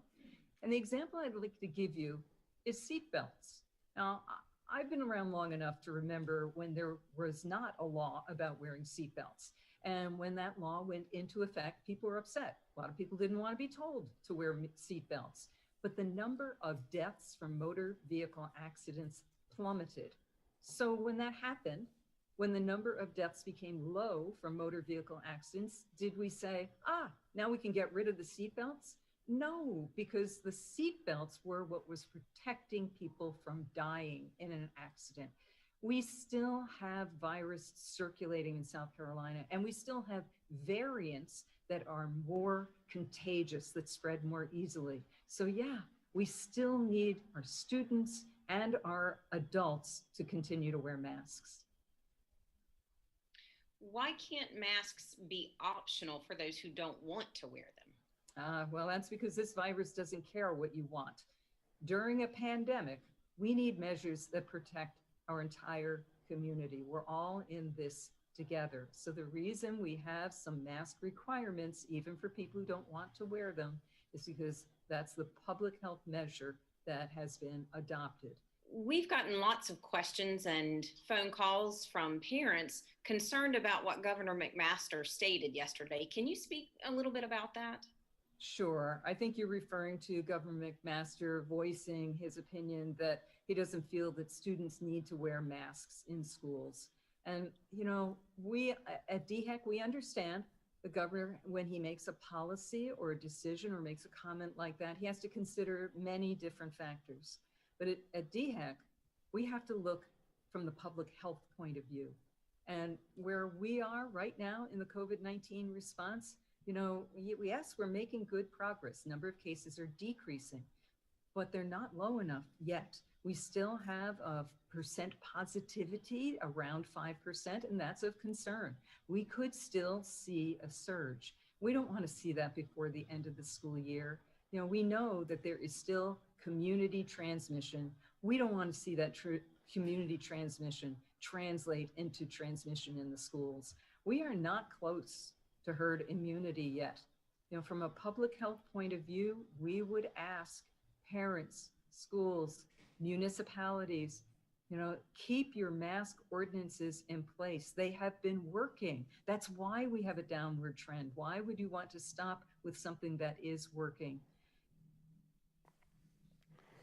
So again, we recognize that certainly people have strong feelings about masking. We certainly heard from them tonight. But we've also received emails, phone calls, and comments from parents and students who are comforted by the safety measures in place. They ask us to err on the side of safety and follow science and the guidelines set forth by the South Carolina Department of Education, as well as other medical experts. And again, I want to stress at this point, the State Department of Education still requires us to continue masking in school. And we believe it's the best way to keep our children, staff, families safe while offering the best face-to-face instruction. We are back in school now 5 days a week after months of disruption. We do not want to run the risk of further disrupting our students during the last 5 weeks of school. Let me remind you that in those weeks, we also have some very important events, such as graduations, prom, spring sports, spring arts events and performances, and these events are often the highlights of our students' year. We don't want to take a chance of negatively impacting those events. Remember, many of those same students lost out on those events last year as well. When we look at all the factors and based on the fact that our medical community recommends masking, the district administration believes it best for these last 5 weeks of school to continue to follow what the health experts are saying and to continue masking. But now I'd like to give our Board of Education members some time to speak about this topic if they so choose. I'd like somebody to call a vote if that can be. And I want to clarify the verbiage because you said you. Ms. Berquist, this is not the community participation time. This is the board's time. Thank you. Okay, then I'll chat after because I'll need clarification. Ms. Berquist, I'm going to have to ask you to leave the room if you can continue to interrupt. Thank you. Okay, again, so I'd like to ask the board members some time to have some conversation. Okay, I would just like to say, I know I heard several people tonight say, let's take a vote. We heard from Lexington Richland 5, they took a vote tonight. That's because Lexington Richland 5 has a mask policy. We do not have a mask policy here in Lexington 1. And I don't have any electronics up here because my phone won't silence, even though I tell it to. So we don't have anything to vote on. And so we can't take a vote tonight. We can't vote in favor for the people that want a mask mandate. We can't vote in favor for the people that don't want masks, because you can't just add an item to the agenda and decide to take a vote on it at the same meeting. There's a process that has to go through, or else we could just show up here every month and decide that we want to vote on something, we want to implement something new, and no one would have a chance to speak on it. So I know there's several people spoke tonight, and they said that they've never been to a board meeting before. So to those people, I just want to thank them. I know I've been on that side of the podium. It's very nerve-wracking. I just encourage y'all to come, continue to stay through the whole meeting. Someone said the board hasn't voted on anything COVID-related. Well, you would be right. We haven't even voted on the millions in COVID funding that we've been given. We were told this is how we're spending some of it, and this is how we're spending the rest of it, and this is how we spent what we've already gotten. Some people said we should go visit classrooms. Well, I have been denied access to classrooms. I'd love to go visit the classrooms. I'd love to go sit in the classrooms, and all those state law mandates that board members visit classrooms, I'm not allowed to do that. So I encourage you all to continue to show up. One gentleman said that there's us versus them never ends well. And that's so true. I'd love for us all to get on the same page.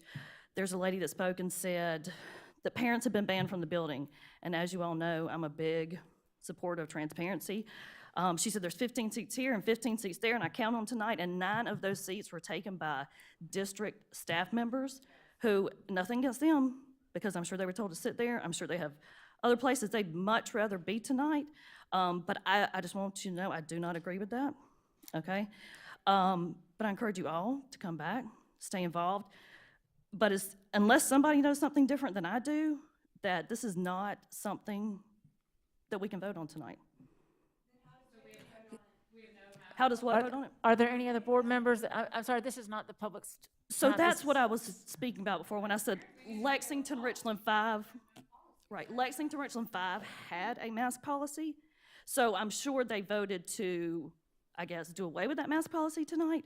We have never had a policy. We've never had a discussion about masks. And Ms. So And I'm Ms. not gonna- Garris, I want to right. remind you that during the board's meeting, this is a conversation between the board, not the board and the audience. And so if you want to direct your comments or your questions to the rest of the board members or Dr. Little, we can have that conversation. But this is the board's time. And so- Correct. So I'm explaining how Lexington Richland 5 has a mask policy, or they did until tonight. I'm not sure where they voted to do away with. We do not have a mask policy here in Lexington 1. So we can't vote to do away with it. We couldn't even, vote to enforce the mask policy tonight if we wanted to, because there is a process for that, and you can't put things on the agenda without going through that process. Thank you, Ms. Garris. Is there anyone else that wanted to make a comment? I'd like to jump in if I may, and I do want everyone to know that we do hear you. We're parents, and my children went through this district. Ma'am, don't shake your head at me. If you're going to misbehave, you can leave, okay? Mr. Anderson, please direct your comments to the board. We're parents too, and we live in this community, and we're attacked, and everybody up here is doing this. We were elected, but we're doing this with absolutely no pay. But we do feel what you're saying. We do understand that a lot of us up here agree with you. But we don't have a policy, and we are under a mandate from the state. Now, we can be sued if we don't follow the guidelines. Yes, we can. Thank you, Mr. Anderson. Ms. Henderson, did you want to add a comment? Mr. Anderson, were you finished? Yeah, I guess so. So tonight I heard some of the people that came and talked just saying that they need to know that the board is listening. And so I made a lot of notes, but this is just a couple things that I was gonna just let you guys know, because I heard what Jada was saying. And Jada, you said you haven't been in a school. Something unique to me is I've been in a lot of schools this semester. I've been in most of the districts in the Midlands area because of my job at the University of South Carolina. And one of the schools that I was in was one of our schools. And I heard a student say tonight that no one talks at the school that I was at. Sorry about the distraction. And I will tell you, in all of my times that I've been in that school, I've actually seen good things. The last time I was in there, the students were in the hallway and they were folding paper airplanes and they were throwing them down the hallway and they were measuring the distance and they were using that data to do statistical analysis for the class that they were in. And these kids were talking. And so another parent said things about headaches, and I know that we have policies for our kids if they have certain symptoms that they need to check off the list, but I do want the parents to know I've been in your boat. I've had to take my kid for the COVID test so he doesn't have to be out of school for 10 days. And so I'm hearing you. Please know it's not us versus them. I think something we should let them know is, like, as far as parents making the health choices, it's not necessarily that we're trying to make health choices for them, but not everyone agrees. And so one parent might think it's okay to send my kid to school sick. That's their health choice for their kid. Whereas there might be a health choice where I need to mask my kid. I just kind of wanted to let you know that we hear you, and the parents that were asking about when the last time people were in a school. I have been in a school. I have 2 kids, and they're also in schools. And this year, the things that they've been able to do are so amazing. And I really have been so proud of some of the stuff that they've done, whether it's been in their outdoor ed class when they've learned archery, or in their STEM class where they are learning to code robots, in their ELA classes where they're learning about argumentative writing and they're taking their beach towels outside and they're laying around and they're reading. in their science class, they're learning about plants right now. And instead of just learning in book work or on the computer like they had been learning with hybrid learning, they're actually planting seeds and they're putting them in the sun and they're hiding them in the shade and they're learning about things. And so I please want you guys to understand, or I want our people to understand, I'm talking to you guys, that we hear you. I long for the day that my kids can go to school without a mask. I truly do long for that day.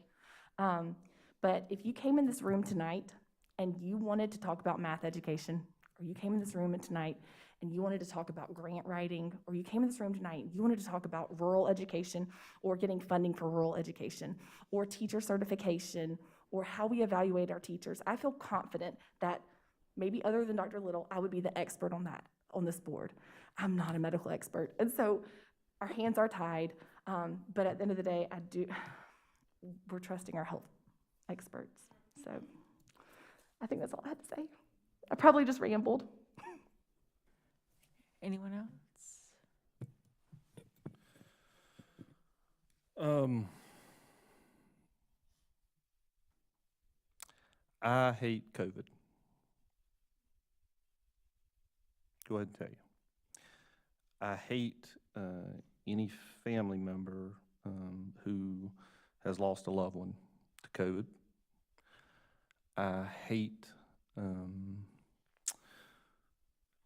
what I asked my staff to do over a year ago when I asked them to stand in harm's way. We didn't know what we were dealing with. We didn't know if it was the flu, and we didn't know if it was Ebola. And anybody who tells you otherwise is wrong. We didn't know. But I asked them to do it, and they did it. They did it through the heat of summer. They did it coming to work, not knowing if they were going home. They did it through the cold of winter. And they continue to do it today. And I asked them to do it. But that's not the thing I hate the most. The thing I hate the most about COVID is what it's done to our community. It's turned teacher against parent. It's turned parent against teacher. It's turned spouse against spouse. And it has shredded the tenets of our very community. And unfortunately, we've seen the worst of it. If you ask me to put my doctor's hat on, I've seen 2 cases of the flu this year. You can draw your own conclusions as to why I've seen 2 cases. Obviously, the mitigation strategies that are being employed in the community are making a difference on the spread of disease, period. That is my medical opinion. You don't have to accept it, but that is my medical opinion, because that's compared to the hundreds of cases I normally see every year for the past 12 years. Number of cases of strep, stomach bug, those kind of things. Are we seeing those cases going up now? We are. We're seeing them going up. Mitigation strategies are becoming less. I'm not arguing for or against that. I'm just telling you what I'm seeing in the community. Okay? There is something about the mitigation strategies that are being employed. If somebody can tell you exactly what those percentages are, more power to them, because I can't. I can't tell you if plexiglass makes a difference. I can't tell you if mask makes a difference. I can't tell you if hand washing makes a difference. I can't tell you if social distancing makes a difference. But I can tell you all of those things combined do. And I can't give you a percentage. I don't know, nor does anybody else. If you ask me to put my board member hat on, South Carolina Department of Education comes out with a mask mandate. You must wear a face covering on public school ground. I am a firm believer in rules. I'm sorry. We teach them to our kids. We stand up here and we tell our kids follow the rules. And the first thing we want to do is break them? No. Those are the rules that are set. If we don't like them, go to the people who made them and ask for the difference to be made there. They made the rules. We then had our governor sign into law a bill that says You cannot be sued for COVID if you follow local health guidance. What does local health guidance tell us? Kids need to wear masks. DHEC says that. South Carolina Department of Education says that. South Carolina School Board Association says that. South Carolina Superintendents Association says that. CDC says that. But the first thing the governor says is, you won't be sued if you follow their guidance. Last time I checked, the governor is over DHEC. So I'm sorry that your governor and my governor chose political rhetoric over consistency. And that's what's happened. He took the liability, and trust me, he's an attorney. He understands liability. He took that liability and he put it back on us. He put it back on the community. He didn't do it at the state level because he can. He can make an executive decision to do away with it tomorrow. And if he does, guess what? That's the rule. I'll follow it. But he chose to put the liability back on us. So if we violate that, guess what? The tax money that's going to go to kids now goes to someone who sues us. So that's the decision we're being asked to make. I'll tell you how I'm going to decide. I will tell you no way. I'm not going to do it. I grew up in Lexington School District 1. I'm a product of Lexington School District 1. My kids go here. I have built businesses within this community. I owe this community. And I will not put this community in jeopardy because the governor chose political rhetoric. Now, on a personal note, from the start of this, well, let me back up. Somebody said, don't take it personal. Guess what? When we started this, and we were called murderers for wanting to send kids back to school, I took it personal. When I was called morally reprehensible for wanting to send kids back to school, I took it personal. When I was called a tyrant, I took it personal. And when I was called a questionable Christian, I take it personal. Parent, grandparent, parent, parent, parent, parent, parent, parent. That's what we are.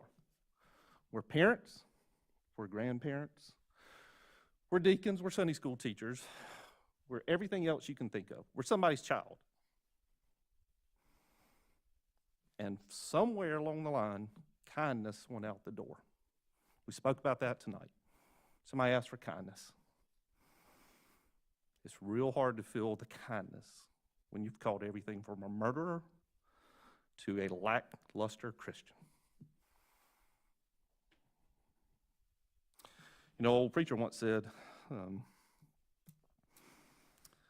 I could write shorter sermons, but when I get started, I just can't stop.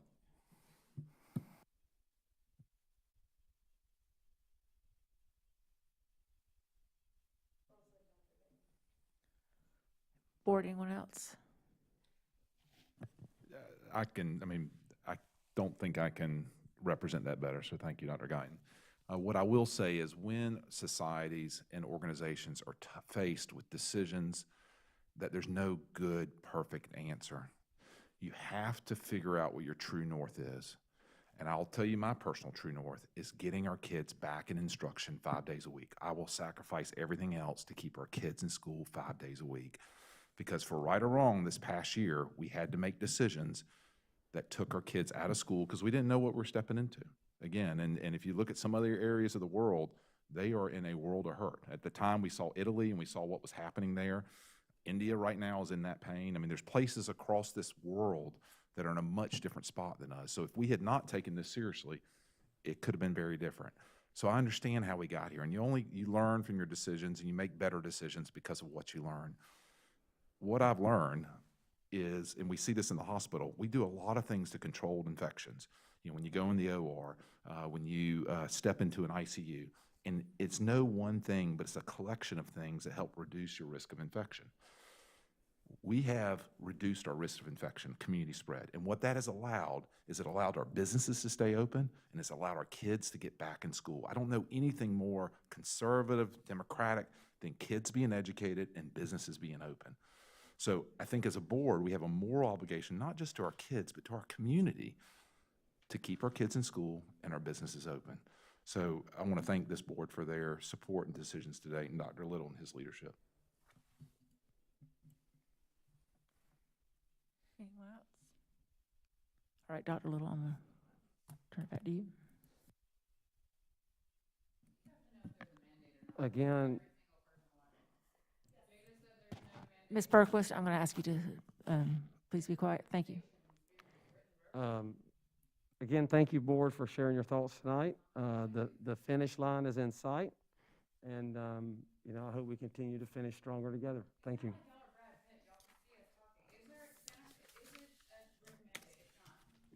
I would like to remind everybody that this week is National Teacher Appreciation Week, and I hope you have taken a opportunity to email your students' teachers, or if you have family members that are teachers, or teachers that you see or interact with on Facebook or social media. Please be sure to extend your thanks to them. This has been an extremely exhausting year for everybody, and I personally just really appreciate our teachers.